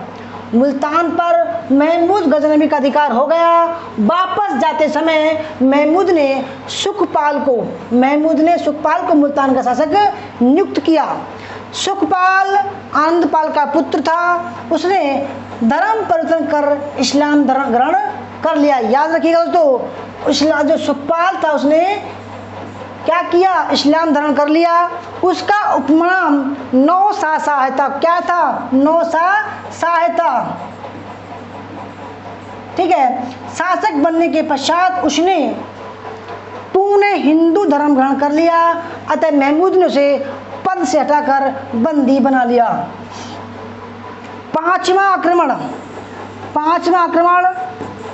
ठीक है, महमूद गजनबी ने पांचवा आक्रमण सुखपाल को दंड देने के लिए किया, क्योंकि उसने जो क्या किया दोस्तों, इस्लाम ग्रहण करने के बाद उसको त्याग दिया था, क्योंकि सुखपाल ने उसकी अधीनता और इस्लाम धर्म दोनों को त्याग दिया था। सुखपाल को पराजित कर उसे बंदी गृह में डाल दिया गया। छठा आक्रमण 1008 में महमूद का छठा आक्रमण आनंदपाल के विरुद्ध किया गया। गद्दी प्राप्त करने के बाद आनंदपाल की स्थिति अत्यंत दयनीय थी। दक्षिण में उसके राज्य की सीमाएं मुल्तान के अमीरों द्वारा शासित क्षेत्रों से टकराती थीं और भाटियाए सहित झेलम के पश्चिमी किनारे के प्रदेश उसके सम्मिलित थे, ठीक है, उसमें शामिल थे। उसके राज्यारोहण के समय भाटिया का शासक विजय राज था। कौन था दोस्तों? विजय राज था। मुल्तान विजय से पूर्व महमूद ने विजयराज को पराजित कर भाटिया के किले पर अधिकार कर लिया। इस युद्ध में विजयराज वीरता पूर्वक लड़ा, किंतु पराजित होकर अपनी रक्षा के लिए भागा और अंत में स्वयं अपना प्राणदान कर दिया, ठीक है। 1005 ईस्वी में मुल्तान पर आक्रमण के समय आनंदपाल ने महमूद को बाधा पहुंचाया था। इसी कारण महमूद ने अपना छठा अभियान आनंदपाल के विरुद्ध किया। आनंदपाल ने महमूद के आक्रमण के लिए उज्जैन के परमार, ग्वालियर के कछवाहा, कलंजर के कलचुरी, कन्नौज के राठौर, दिल्ली और अजमेर के चौहान राजाओं का एक संघ बनाया, ठीक है दोस्तों। सुबख्तगीन के खिलाफ जयपाल ने संघ बनाया था और महमूद गजनवी के खिलाफ जो है आनंदपाल ने एक संघ बनाया था। वेरी मोस्ट इंपोर्टेंट याद रखिएगा, ये कई बार जमा चुका है। पंजाब के खोखर लोगों ने भी आनंदपाल की सहायता की। खोखर जाति थी जिसने मोहम्मद गौरी को तंग किया, गजनवी को तंग किया। इस प्रकार आनंदपाल ने एक विशाल सेना एकत्र कर ली। सिंधु नदी के किनारे पेशावर के पास एक निर्णायक युद्ध हुआ। 30,000 खोखरों ने ऐसा प्रहार किया कि महमूद गजनवी की सेना विचलित होने लगी। महमूद गजनवी पीछे हटने के लिए सोचने लगा, किंतु दुर्भाग्य से महमूद की सेना द्वारा छोड़ी गई अलकतरे की अग्नि ज्वालाओं। अलकतरा आपने देखा होगा दोस्तों कि भाई कोई बहुत बड़ा गोला होता है और एक ऐसी करके इस तरीके से छोड़ती हैं, ऐसे इस तरीके से छोड़ती हैं, बहुत बड़े गोले को सेना की तरफ फेंकती हैं, उसमें आग लगती है, ठीक है। तो अलकतरे की अग्नि ज्वालाओं से भयभीत होकर आनंदपाल का हाथी मैदान से भाग निकला। आनंदपाल की सेना अस्त व्यस्त होकर भागने लगी। महमूद गजनवी विजय हुआ। उसने साल्ट रेंज में स्थित आनंदपाल की नई राजधानी नंदन या नंदनपुर को तबाह कर दिया तथा आनंदपाल को आत्मसमर्पण करने के लिए बाध्य किया।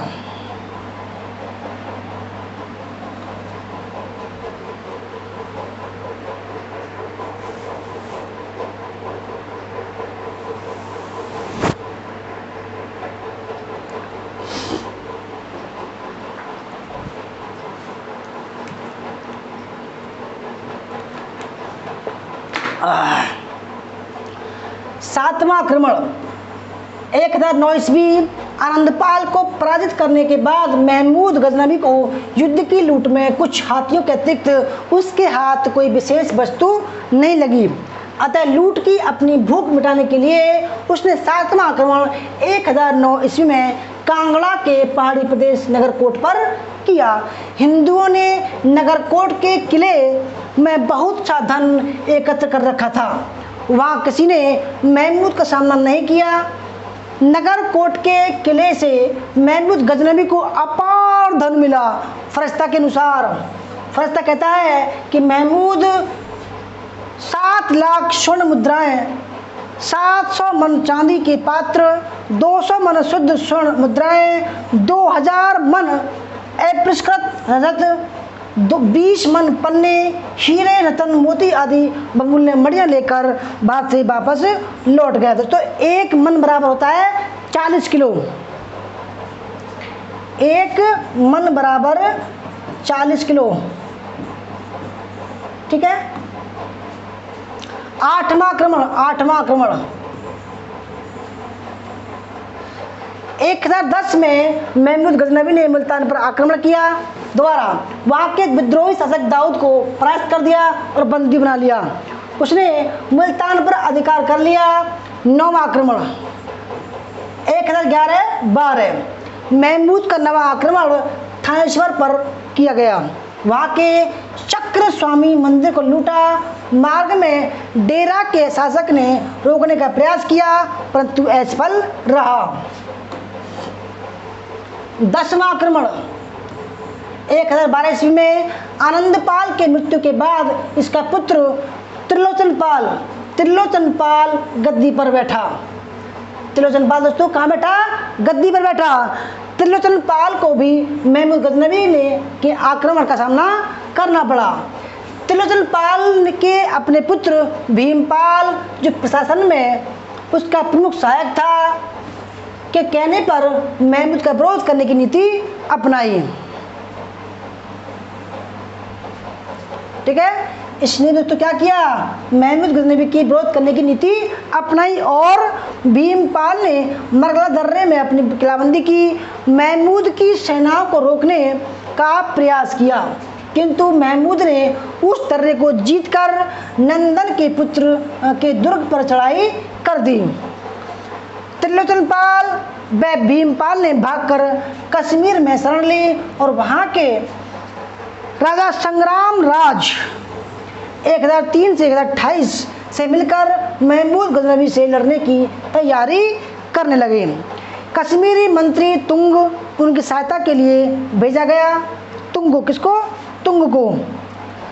तोसी पुंछ क्षेत्र की आधुनिक तोही नदी के किनारे महमूद और त्रिलोचन पाल के मध्य व कश्मीर की संयुक्त सेनाओं के मध्य युद्ध हुआ।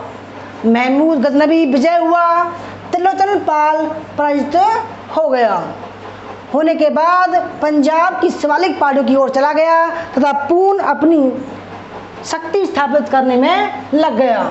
उसने बुंदेलखंड के शासक विद्याधर को, जो उस समय उत्तरी भारत का सर्वाधिक शक्तिशाली शासक था, से मित्रता स्थापित कर ली तथा अपने खोए हुए राज्य को पूर्ण जीतने का प्रयास किया। 1018-19 में महमूद गजनवी ने जब चंदेलों के विरुद्ध चढ़ाई की तो मार्ग में राहिब अर्थात राम गंगा नदी के किनारे त्रिलोचन पाल ने उसका मुकाबला किया परंतु वह परास्त हुआ और अपनी प्राण बचाने के लिए चंदेल सेनाओं की खेमे की ओर भाग गया। अंत में 1021-22 में उसका वध कर दिया गया। त्रिलोचन पाल की मृत्यु के साथ ही शाही वंश का भी अंत हो गया। यद्यपि उसका पुत्र भीमपाल उसका उत्तराधिकारी बना, जो लोहर के आसपास के क्षेत्र में 1026 ईस्वी तक शासन करता रहा, किंतु शाही वंश के इतिहास में उसका कोई महत्व नहीं है।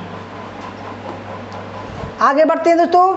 11वां आक्रमण 1015-16 में महमूद गजनवी ने 1015-16 में कश्मीर में प्रवेश करने का प्रयास किया परंतु भौगोलिक बाधाओं के कारण वह लोहरकोट से आगे नहीं बढ़ सका। 12वां आक्रमण 1018 ईस्वी पहली बार से गंगा घाटी में प्रवेश किया।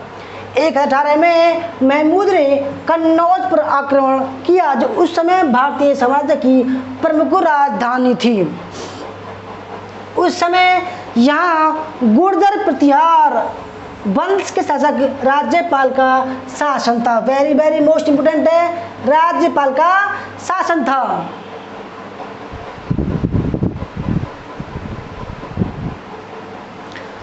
महमूद ने पहली बार गंगा नदी घाटी में प्रवेश किया। वेरी वेरी मोस्ट इम्पोर्टेंट है ये, ठीक है। कन्नौज आक्रमण के दौरान ही महमूद ने सर्वप्रथम बटन, महावन, बटनाई, बरन मतलब कि बुलंदशहर, ठीक है, महावन, मथुरा और वृंदावन पर आक्रमण किया तथा अंत में कन्नौज पर आक्रमण कर दिया। 1018 में महमूद ने गजनी से प्रस्थान किया। मार्ग में सभी दुर्गों को जीतते हुए वह बरन बुलंदशहर पहुंचा। यहाँ का शासक हरदत्त था। कौन था? हरदत्त ने भयभीत होकर उसकी अधीनता स्वीकार कर ली तथा अपने कुछ साथियों सहित इस्लाम धर्म स्वीकार कर लिया। तत्पश्चात महमूद ने महावन पर आक्रमण कर दिया। महावन, महमूद ने कन्नौज के प्रत्यारों का सर्वनाश कर दिया दोस्तों, ठीक है, उसने उसका सर्वनाश कर दिया। तो महावन का उस समय वह यदु वंश के शासक कुलचंद का शासन था। कहाँ पर? महावन में।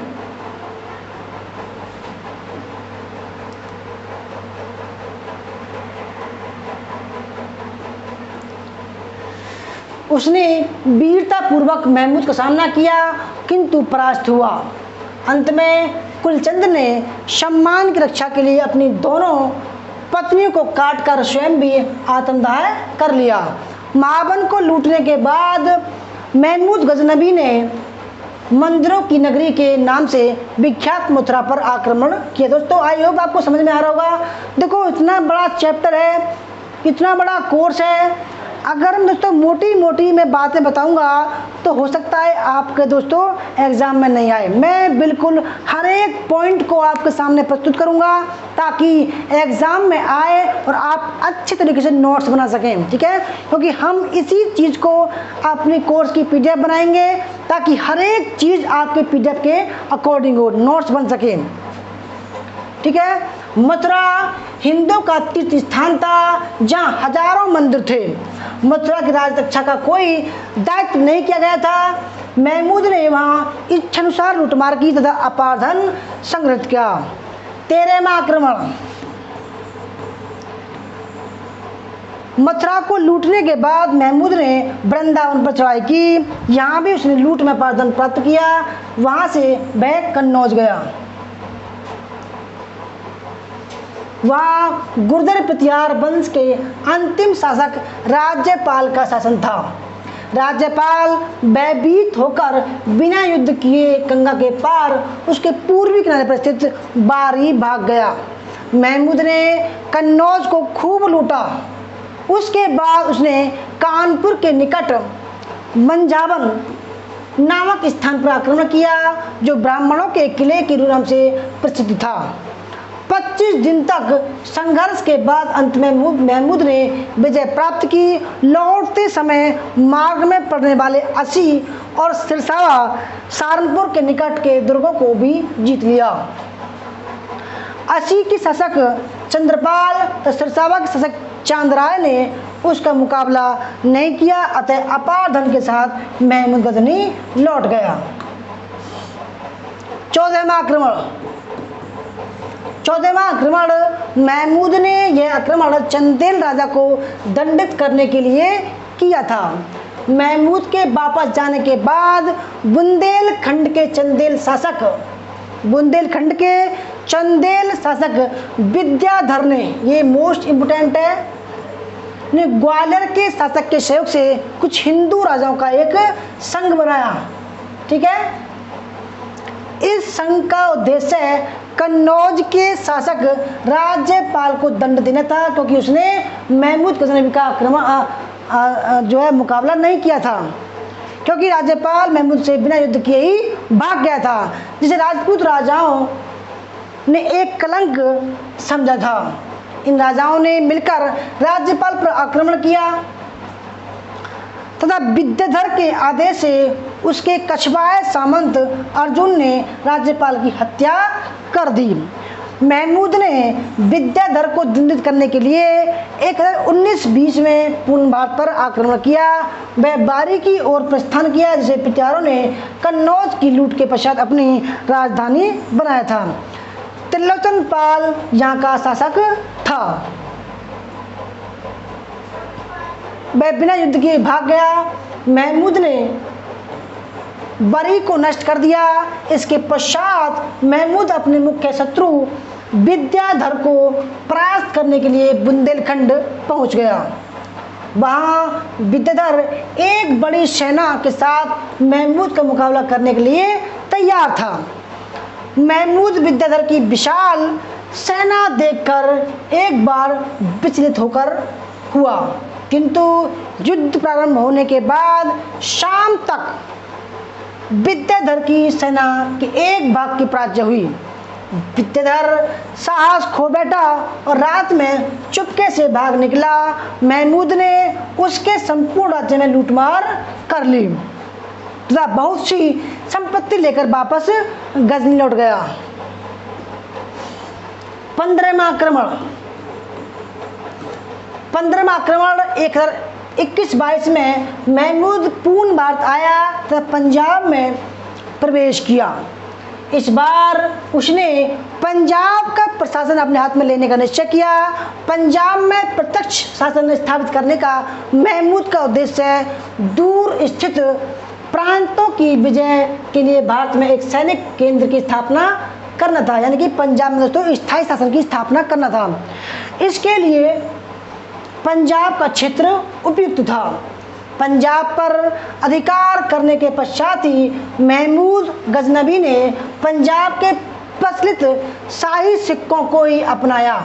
उसके अपने सिक्कों पर घुड़सवार तथा नंदी चिन्ह जो पहले से प्रचलित था को अपनाया और उस पर संस्कृत भाषा में अव्यक्त में अवतार महमूद खुदवाया। एक तरफ नंदी और एक तरफ महमूद गजनबी। उसने संस्कृत में अयम टंके महमूद पूरे गठित अर्थात टकसाल का नाम भी खुदवाया। मुस्लिम शासकों में सर्वप्रथम महमूद गजनबी ने ही भारतीय ढंग के सिक्के डलवाए थे। दोस्तों ये देखो, ये भी इम्पोर्टेंट है, ये भी इम्पोर्टेंट है, कई बार एग्जाम में आ चुका है। अर्थात टकसाल का नाम भी खुदवाया गजनबी ने। ठीक है, एक तरफ नंदी घुड़सवार और एक तरफ अव्यक्त में अवतार महमूद भी लिखा गया था।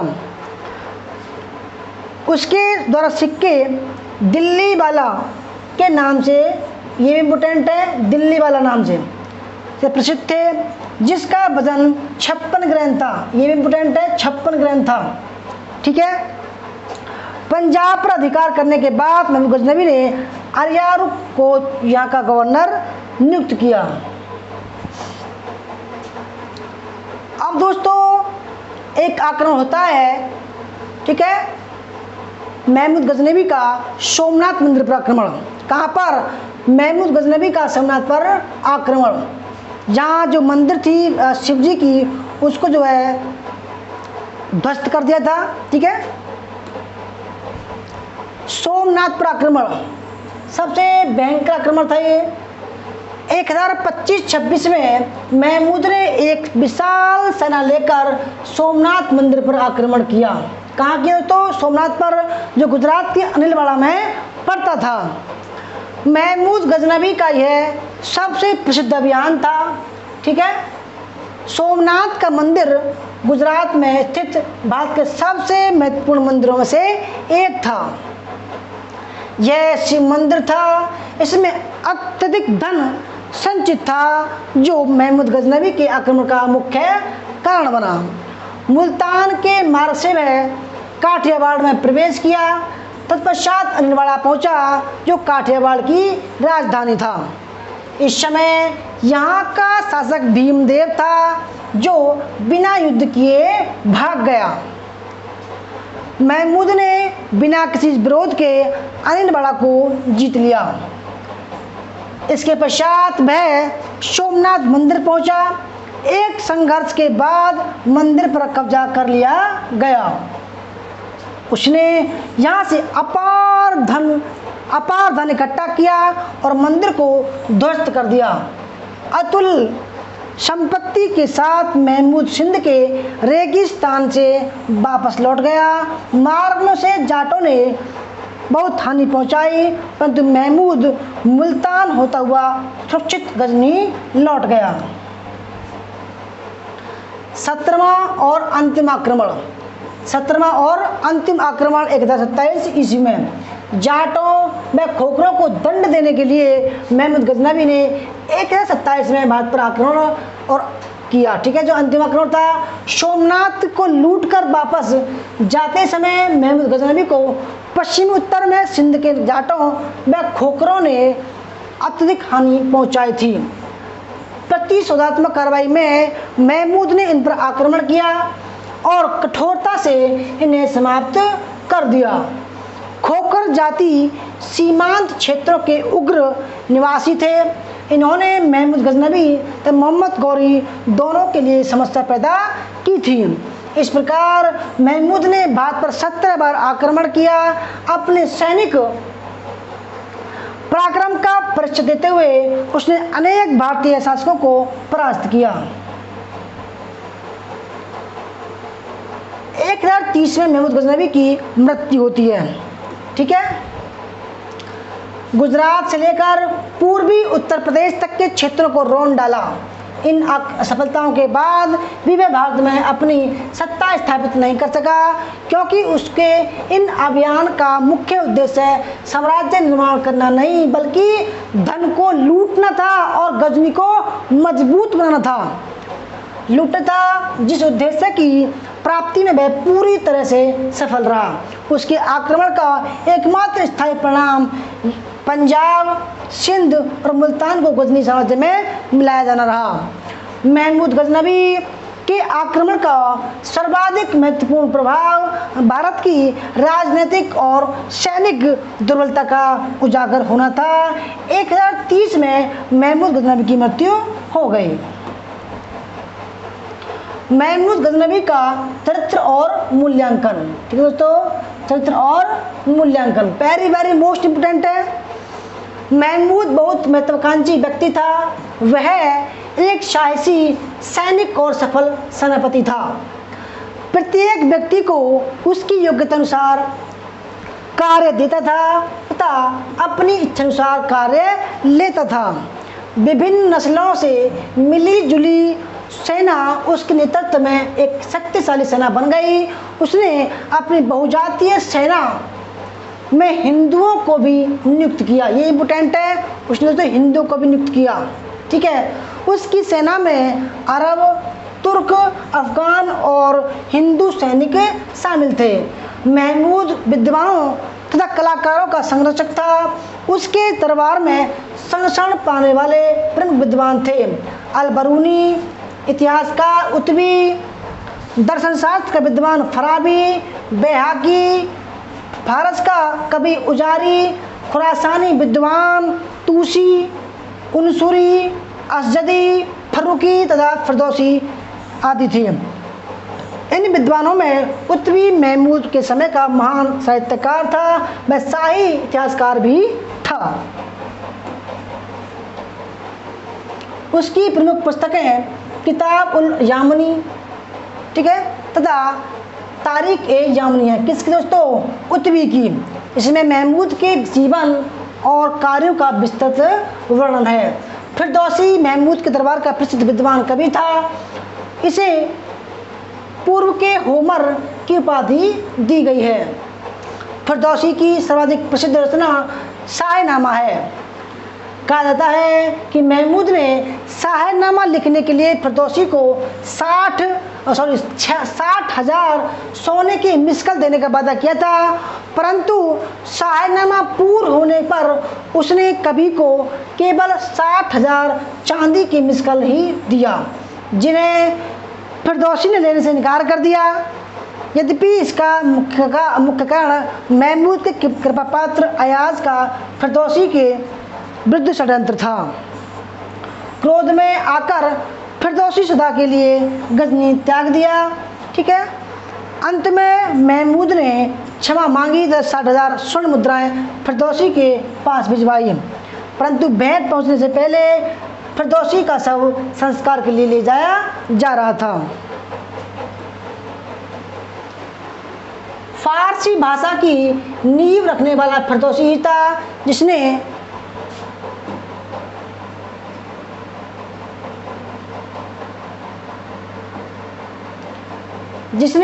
अपनी रचना शाहनामा से इसका श्रीगणेश किया।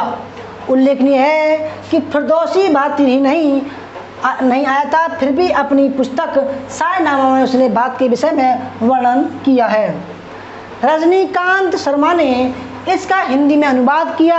अलबरूनी 973 से 1048 ईस्वी में खगोल विज्ञान, भूगोल, तर्कशास्त्र, औषधि विज्ञान, गणित, दर्शन, धर्म और धर्मशास्त्र का विद्वान था।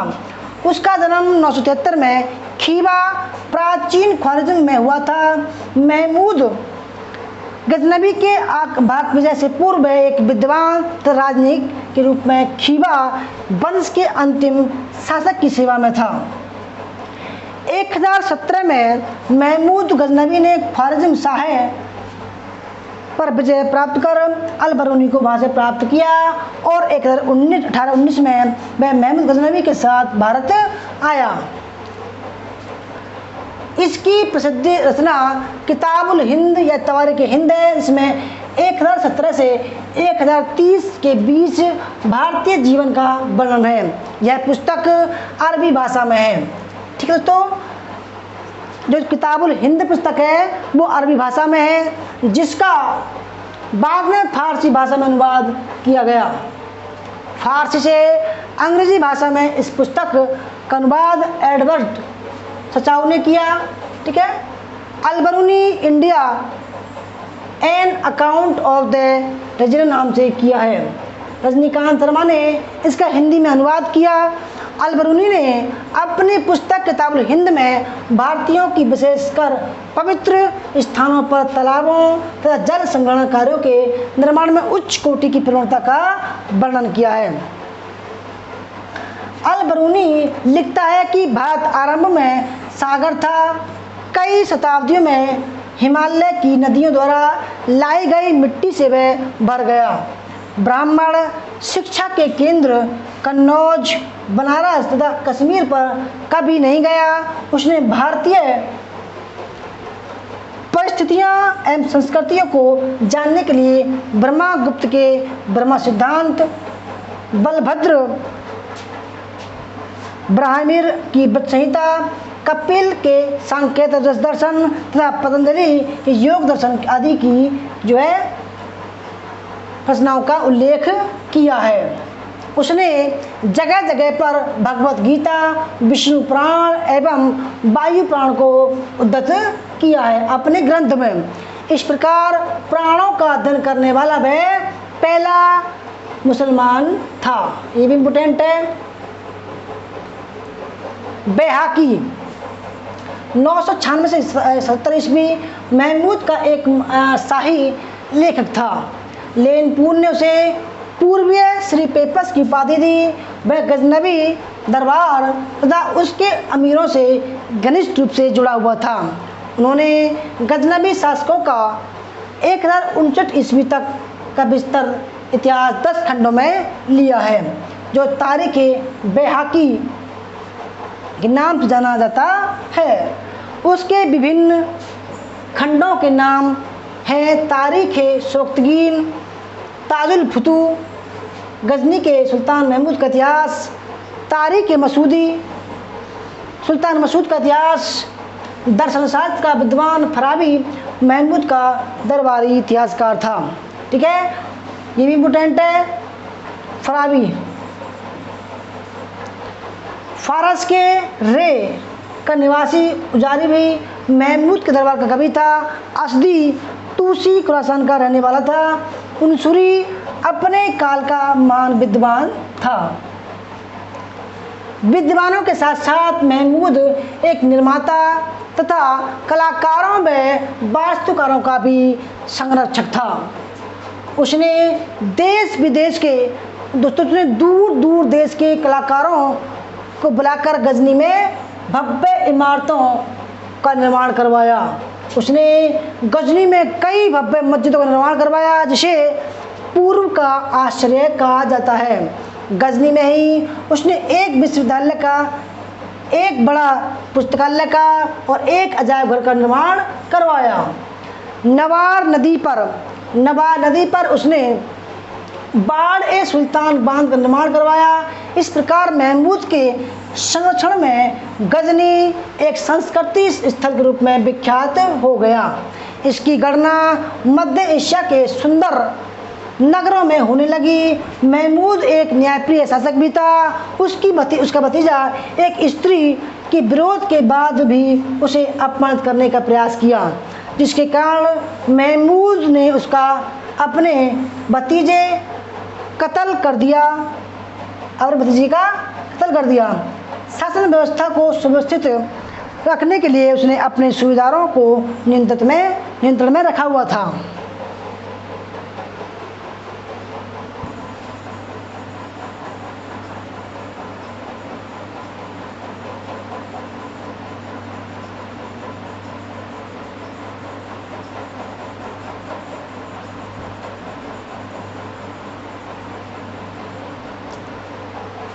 महमूद गजनवी के उत्तराधिकारी और गजनवी साम्राज्य का पतन। ठीक है, महमूद गजनवी के उत्तराधिकारी का वर्णन करते हैं। आइए, तो महमूद के बाद 15 शासक हुए जो 1030 से 1086 तक शासन किए, परंतु इनका काल युद्ध, पतन और साम्राज्य की क्षीणता के लिए प्रसिद्ध है। तो पहला है मसूद 1030 से 40।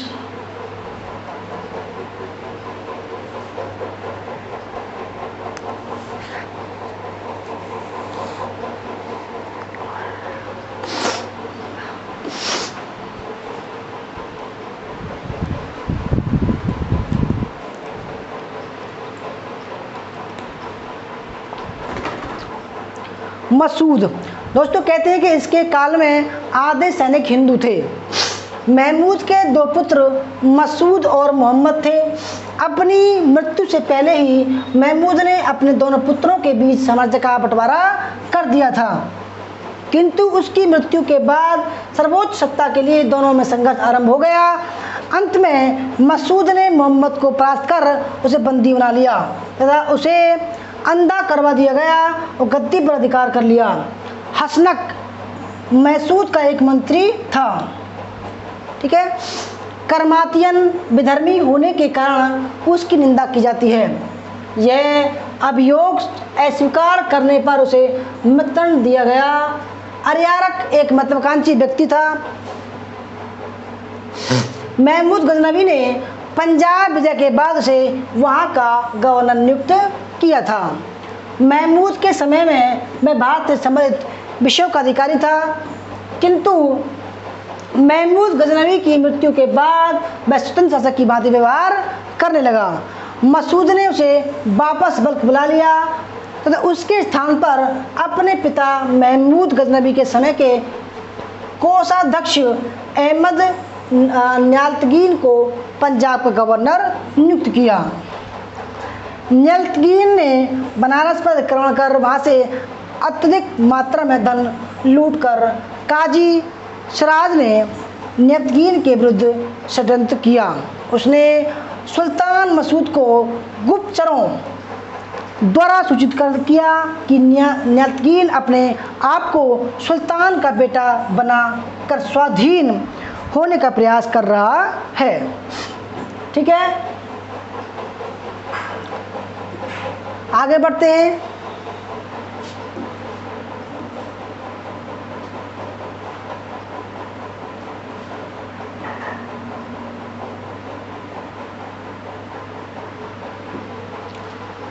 मसूद ने न्याल्तगीन का दमन करने के लिए तिलक को भेजा। तिलक कौन था? एक हिंदू था। तिलक ने जाटों के सहयोग से न्याल्तगीन को परास्त कर उसका वध करवा दिया। 1037 में मसूद ने हाँसी वर्तमान पंजाब में हिसार के निकट पर आक्रमण कर वहाँ के दुर्ग को जीत लिया। जब मसूद हांसी पर चढ़ाई करने किया तो उसकी अनुपस्थिति में उसका लाभ उठाकर सल्जुक तुर्कों ने उसका राज्य की सीमा पर आक्रमण कर दिया तथा गजनी के कुछ भाग पर अधिकार कर लिया। 1040 ईस्वी में सल्जुकों ने मसूद को मेरव के निकट परास्त कर दिया। इस पराजय के बाद मसूद शाही दल के साथ लाहौर की ओर भागा, किंतु अटक और रावलपिंडी के मध्य तुर्क और हिंदू दासों ने विद्रोह कर सुल्तान मसूद को बंदी बना लिया। उसके भाई मोहम्मद को गद्दी पर बैठाया। 1041 में सुल्तान मसूद की हत्या कर दी गई। मऊदूद यह मसूद का पुत्र उत्तराधिकारी था। अपने चाचा मोहम्मद को युद्ध में परास्त कर अपने पिता की हत्या का बदला ले लिया। 1049 में इसकी भी मृत्यु हो गई। तो अभी हम पतन पढ़ रहे हैं, ठीक है। गजनी का अंत। गजनी के उत्तर में गजनी साम्राज्य का अंत, ठीक है। तो गजनी के उत्तर में लगभग 200 मील की दूरी पर गौर नामक एक स्थान था। गौर, जहाँ ईरानी लोग राज्य करते थे। ये लोग पूर्वी ईरान से आए थे और संसबानी कहलाते थे। संसबानी गजनी की अधीनता को नाम मात्र के लिए मानते थे। सल्जुकों की गजनी पर आक्रमण के बाद गजनी की शक्ति कम होने लगी तथा गौर की शक्ति बढ़ने लगी। दोस्तों, ये वही गौर है जो गजनी, यहाँ पर गजनी है और यहाँ पर गौर था, यहाँ सल्जुक था, ठीक है। संसबानी शासक मोहम्मद के बाद उसका पुत्र कुतुबुद्दीन हसन उसका उत्तराधिकारी बना। इसने विस्तारवादी नीति का अनुसरण किया। जिस समय कुतुबुद्दीन हसन एक विद्रोह का दमन कर रहा था, उसकी हत्या कर दी गई। इसके बाद उसका पुत्र इज्जुद्दीन हुसैन 1110 से 46 उसका शासक बना। गौरों की राजनीतिक स्थिति में विस्तार हुआ। फलस्वरूप गजनवी साम्राज्य सिमट गया और सिमटकर दक्षिण पूर्वी अफगानिस्तान और पंजाब तक रह गया। जैसे जैसे गजनवियों का प्रभाव कम होने लगा, सल्जुकियों की प्रतिष्ठा बढ़ने लगी। 1107-8 में संजर ने गौर पर आक्रमण कर इज्जुद्दीन को बंदी बना लिया। बाद में उसकी मृत्यु हो गई। गौर के इतिहास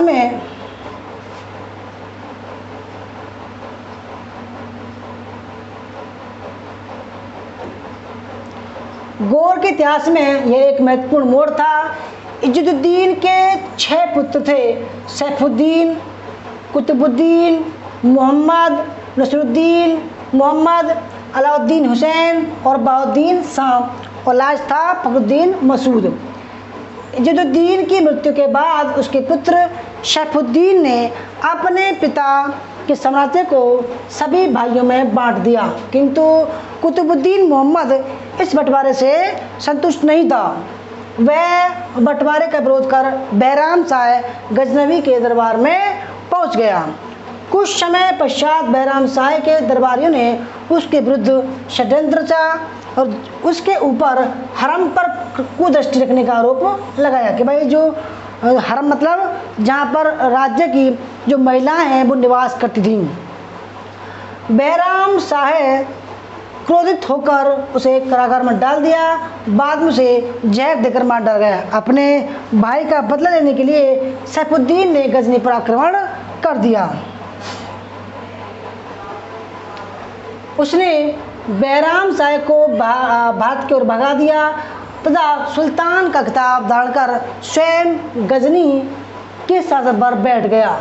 उसने अपने अधीनता में अपने भाई बहाउद्दीन शाह को गजनी का शासक नियुक्त किया।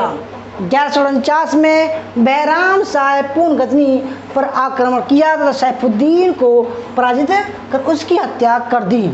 अपने भाई का बदला लेने के लिए बहाउद्दीन शाम गजनी की ओर कूच किया, किंतु गजनी पहुंचने से पहले ही 1149 में मार्ग में उसकी मृत्यु हो गई। अंत में अलाउद्दीन हुसैन ने अपने सभी भाइयों का बदला लेने के लिए प्रण लिया।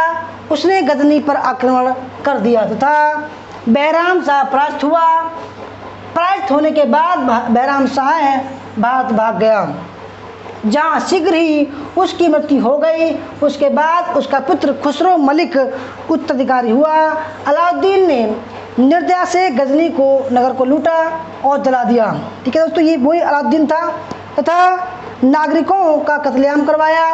उसने गजनी के मृत शासकों व अमीरों की हड्डियों को कब्रों से निकलवाकर जला दिया, ठीक है, और आसमान में उड़ा दिया।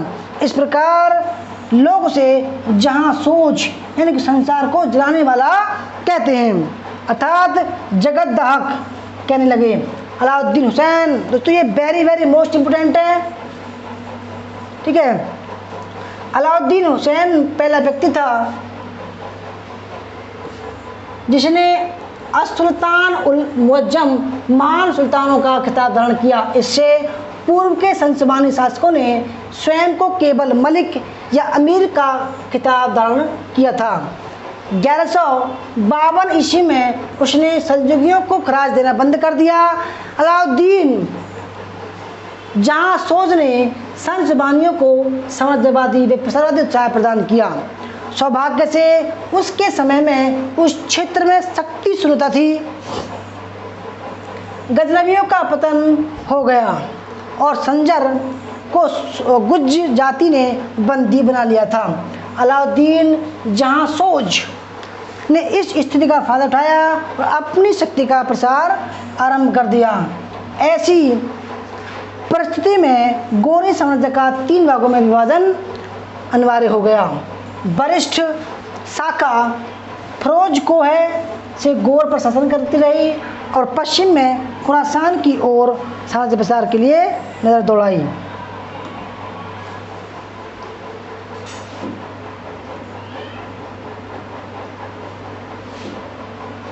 ग्यारह 73 में गजनी पर अंतिम रूप से विजय प्राप्त होने के बाद वहाँ एक अन्य शाखा की स्थापना की गई। यह शाखा साम्राज्य विस्तार के लिए भारत की ओर अपना ध्यान आकर्षित करने लगी। बमियान नए विजित राज्य पर फखरुद्दीन मसूद को शासन प्राप्त किया हो गया। उसने आक्सस नदी के तट पर तुर्किस्तान, बदख्शां और सुगबान पर राज्य किया। अलाउद्दीन हुसैन के बाद उसके पुत्र सैफुद्दीन मोहम्मद उसका उत्तराधिकारी बना, किंतु जल्द ही उसकी मृत्यु हो गई। इसके बाद गयासुद्दीन 1163 से 1203 गद्दी पर बैठा। उसने 1173-74 में गजनी को अंतिम रूप से विजित कर लिया।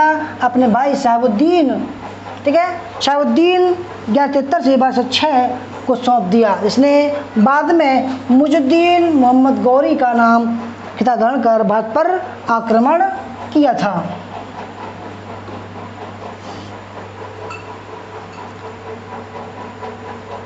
वह गजनी पर स्वतंत्र शासक की भांति राज्य करता रहा। सिक्कों पर अपने भाई का नाम खुतवाता रहा। कौन बोलते तो गौरी, और उसे अपना सर्वोच्च अधिकारी भी मानता रहा।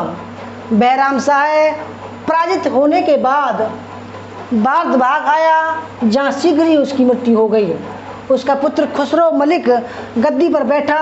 यह गजनवी वंश का अंतिम शासक था। यह कमजोर और डरपोक शासक था।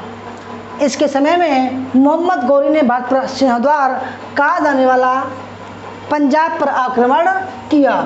खुसरो मलिक कुछ समय तक गौरी को उपहार देकर बसता रहा, किंतु अंत में गौरी ने पूर्ण 1186 में पंजाब पर आक्रमण कर दिया तथा खुसरो मलिक को बंदी बना लिया गया। बाद में मोहम्मद गौरी की आज्ञानुसार 1192 ईस्वी में उसका वध कर दिया गया। इस प्रकार गजनी वंश का अंत हो गया। विष्णु शर्मा द्वारा रचित ग्रंथ पंचतंत्र का अरबी अनुवाद कलिल्ला व दमना नाम से किया गया, जिसका फारसी भाषा में अनुवाद बैराम शाह ने करवाया था।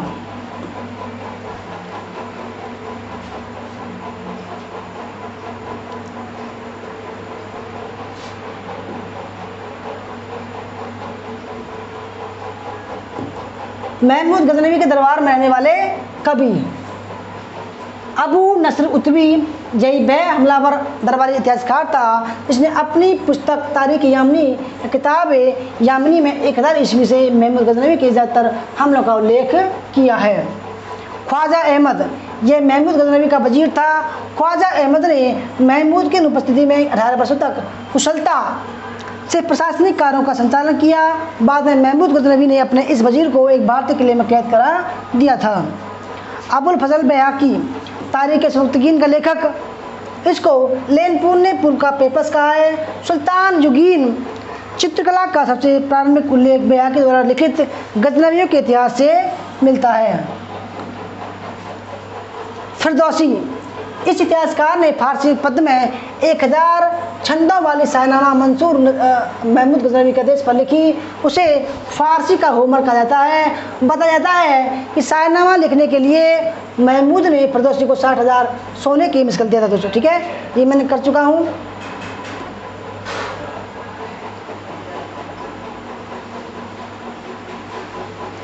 अल-बरूनी राजा ज्योतिष था। इसने गजनवी में ब्राह्मण पंडितों से वाद विवाद किया था। फराबी दर्शन शास्त्र का विद्वान था। तूसी खुरासानी विद्वान था। उसरी महान शिक्षक एवं राजकवि। उसरी का मुंह 3 बार महमूद गजनवी ने मोतियों से भरा था। सैयद सलार मसूद गाजी महमूद गजनवी के एक सैनिक जिनका मकबरा बहराइच में, ये इम्पोर्टेंट है। महमूद गजनवी के दरबारी कवि फारूकी ने महमूद द्वारा लाहौर में बनवाए गए निगार खाना चित्रबिथिक का उल्लेख किया है। इसमें महमूद गजनवी का भी सभी है, यह व्यक्ति चित्र है। वह पहला सुल्तान था जिसने अपना रूप चित्र बनवाया था। नबाल नदी पर महमूद ने बाढ़ सुल्तान बांध बनवाया। गजनी में एक विश्वविद्यालय, एक पुस्तकालय, अजायब घर बनवाया था। उसके द्वारा निर्मित मस्जिद शहर मदरसे को पूर्व का आश्चर्य कहा जाता है। मुस्लिम शासकों में सर्वप्रथम महमूद गजनवी ने ही भारतीय ढंग के सिक्के चलाए। इन सिक्कों को दिल्ली वाला कहा गया, जिनका वजन 56 ग्राम था। अल-बरूनी उपनाम अबू रेहान, उपाधि विद्यासागर, भारतीय ब्राह्मण द्वारा प्रदत्त प्रथम मुस्लिम भारतविद। जन्म खीबा ख्वारिज़्म में, मृत्यु 77 वर्ष की आयु में गजनी में उसकी मृत्यु हुई थी। विशेषता अल-बरूनी पहले मुसलमान थे जिन्होंने संस्कृत सीखा तथा गीता तथा पुराणों का अध्ययन किया था।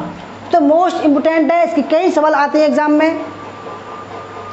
पुस्तक किताब उल हिंद या तहकीक हिंद या मिन मकाला, यह पुस्तक 11वीं शताब्दी का दर्पण कहलाता है। इबोल का भारत प्रवास के बाद इस पुस्तक की रचना की। अल-बरूनी ने लगभग 1113 कृतियों की रचना की थी। किताबस सैदना, यह अल-बरूनी द्वारा लिखित दवाओं की किताब है जिसका फारसी अनुवाद बकर ने किया था।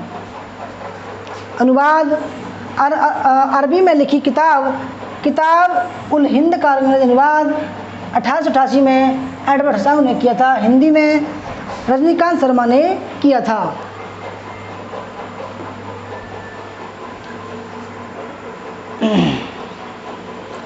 अल-बरूनी मामूनी वंश के ख्वारिज़्म शाह के राजनीतिक सलाहकार थे। ठीक है, महमूद गजनवी ने जब ख्वारिज़्म जीता तो यहीं से युद्ध बंदी के रूप में अल-बरूनी को पाया। ठीक है दोस्तों, महमूद ने अल-बरूनी को राज्य ज्योतिष के पद पर नियुक्त किया। वह 1819 में महमूद गजनवी के साथ भारत आए थे। अल-बरूनी भारत में 10 वर्ष तक रहा और 1023 में के आसपास किताब उल हिंद की रचना की।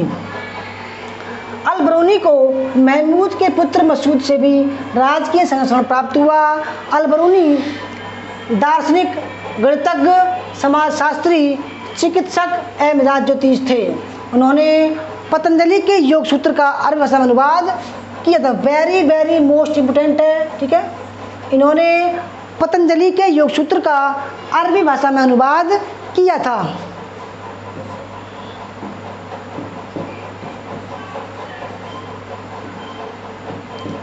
वे योग सूत्र को सूफी मत के समकक्ष मानते थे। वह कहते भी हैं कि आत्मा के बारे में सूफी सिद्धांत पतंजलि के योग सूत्र की बात है। अल-बरूनी ने कपिल के सांख्य एवं ज्योतिष का अध्ययन किया। अपनी पुस्तक में प्लेटो एवं अरस्तु का भी उल्लेख किया है। अल-बरूनी गीता से बहुत अधिक प्रभावित थे। किताबुल हिंद अल-बरूनी का भारत का सर्वेक्षण, तो ये मोस्ट इम्पोर्टेंट है, वेरी वेरी मोस्ट इम्पोर्टेंट है। इससे बहुत इतिहास हमें पता लगता है, वेरी वेरी इम्पोर्टेंट। इस पुस्तक में कुल 80 अध्याय हैं। इस पुस्तक में कुल 80 अध्याय हैं, जिसमें सर्वाधिक वर्णन खगोल शास्त्र का हुआ है। स्टेनली लेनपूल ने किताबुल हिंद को टकराती तलवारों, जलते शहरों और लुटे जा रहे मंदिरों की दुनिया के बीच पूर्ण रूपेण निष्पक्ष अनुसंधान का जादुई द्वीप कहा है। इसमें भारत के कई नगरों का विवरण देशांतर सहित दिया गया है, लेकिन अल-बरूनी ने दक्षिण भारत के राज्यों के विषय में कुछ नहीं लिखा और तत्कालीन राजनीतिक जीवन का बहुत कम उल्लेख करते हैं। ठीक है, ये पुस्तक है। सामाजिक कंडीशन, भारत की सामाजिक कंडीशन वाले लिखते हैं दोस्तों। क्या लिखते हैं? भारतीय समाज में चतुर्वर्ग वर्ण व्यवस्था थे, 4 वर्ण थे। वे युग्मित वर्ण व्यवस्था का उल्लेख करते हैं। उनके अनुसार ब्राह्मण एवं क्षत्रिय एक युग्म जोड़ा थे, वैश्य एवं शूद्र दूसरे युग्म में थे। 4 वर्णों के नीचे अछूतों की श्रेणी 8 अंतज थे, जिन्हें अल्लम गल्लम कहते थे। ठीक है, इनमें धोबी, मोची, जादूगर, नाविक, मछुआ, जुलाहा, शिकारी आदि थे। हादी, डोम, चंडाल एवं बघातू सबसे निम्न कोटि के व्यक्ति थे। याद रखिए दोस्तों, ये ऐसे ही एग्जाम में आते हैं। अल-बरूनी के अनुसार वास्तव में वे लोग अवैध बच्चों की भांति ही समझे जाते थे और उनके साथ समाज में बहिष्कृत व्यक्ति की तरह व्यवहार किया जाता था। सामाजिक विभेद इस समय चरम पर था। ब्राह्मण को 4 पत्नी, क्षत्रिय को 3 पत्नी, वैश्य को 2 पत्नी और शूद्र को 1 पत्नी रखने का अधिकार था। प्रसूतियों के भी आधार पर वर्णों के बीच दूरी थी। जैसे ब्राह्मण स्त्री 8 दिन, क्षत्रिय स्त्री 12 दिन, वैश्य स्त्री 15 दिन, शूद्र स्त्री 30 दिन तक अछूत रहेगी। अल-बरूनी बताते हैं कि विवाह में तलाक नहीं था, विधवा पुनर्विवाह नहीं था, अंतर्जातीय विवाह की केवल अंतज्यों में प्रचलित था। शिक्षा, अल-बरूनी के अनुसार इस समय विक्रमशिला, नालंदा, उदयपुर, कश्मीर एवं बनारस आदि प्रमुख शिक्षा के केंद्र थे। उनके अनुसार विज्ञान के हर एक शाखा के संबंध में हिंदुओं के पास अनेक ग्रंथ उपलब्ध हैं। बच्चे पाठशाला में खड़िया एवं स्लेट का प्रयोग करते थे। अल-बरूनी के अनुसार उत्तर भारत में लोग पेड़ की छाल का उपयोग लिखने में करते थे, जबकि दक्षिण भारत में ताड़ के पत्तों का पर लिखा जाता था। बताते हैं कि हिंदुओं की लिपि में 50 अक्षर होते हैं। अल-बरूनी हिंद भूमि में प्रचलित विभिन्न प्रकार की लिपियों की चर्चा करते, जैसे कि दोस्तों ये वेरी वेरी मोस्ट इम्पोर्टेंट है, कई बार से मिल चुका है। जैसे कि उन्होंने कहा कि भाई कुछ लिपि थी, जैसे कि सिद्ध मातृका कश्मीर, वाराणसी, कन्नौज क्षेत्र में प्रचलित सर्वाधिक लोकप्रिय लिपि।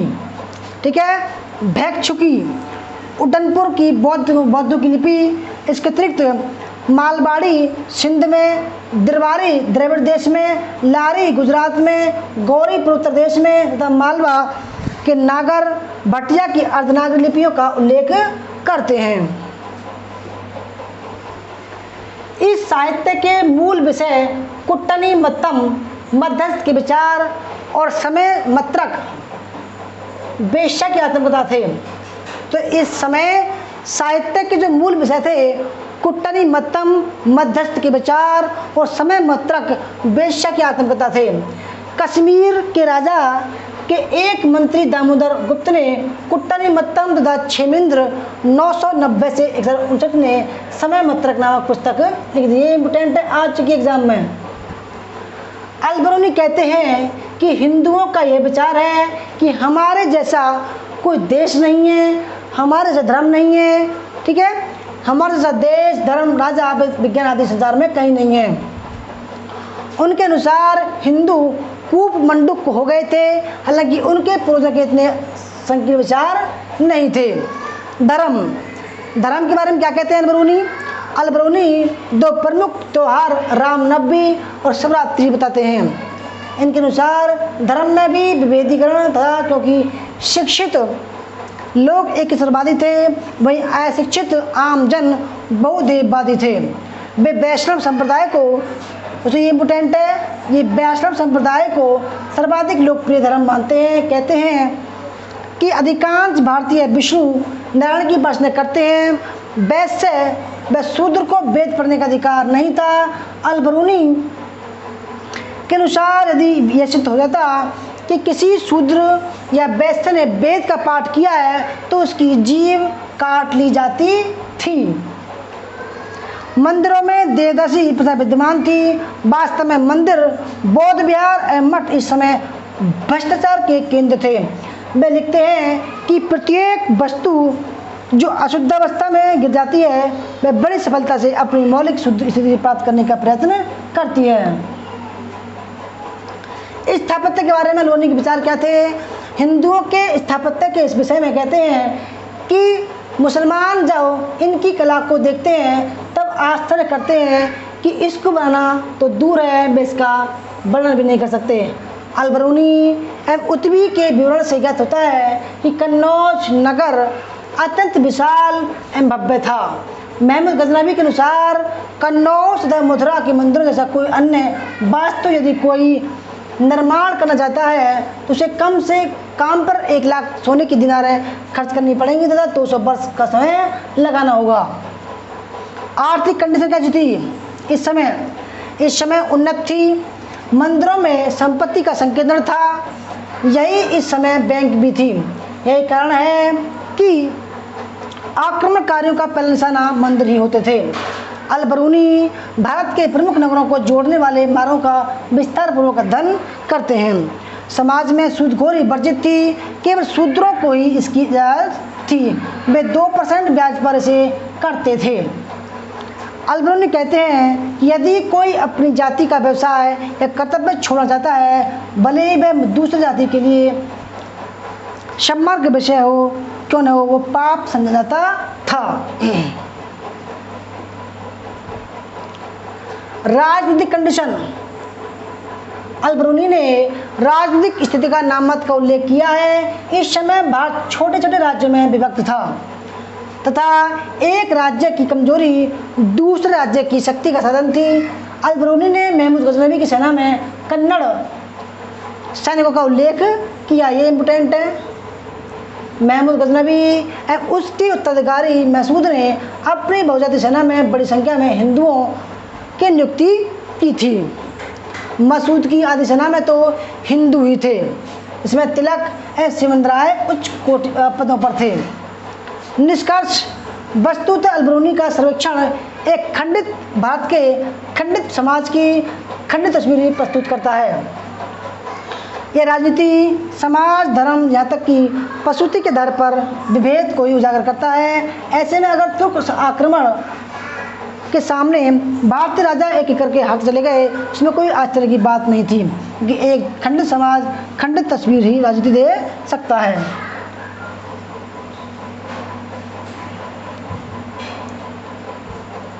तो फ्रेंड्स, ये थी हमारी आज की क्लास। आपको कैसी लगी? अच्छी लगी तो लाइक करना, शेयर करना, कमेंट करना। धन्यवाद दोस्तों, मिलते हैं नेक्स्ट क्लास के साथ में, ठीक है। अगर आपको कोर्स ज्वाइन करना हो तो कर सकते हैं। हमारा नंबर है 8218345167। धन्यवाद। जय हिंद, जय भारत, वंदे मातरम।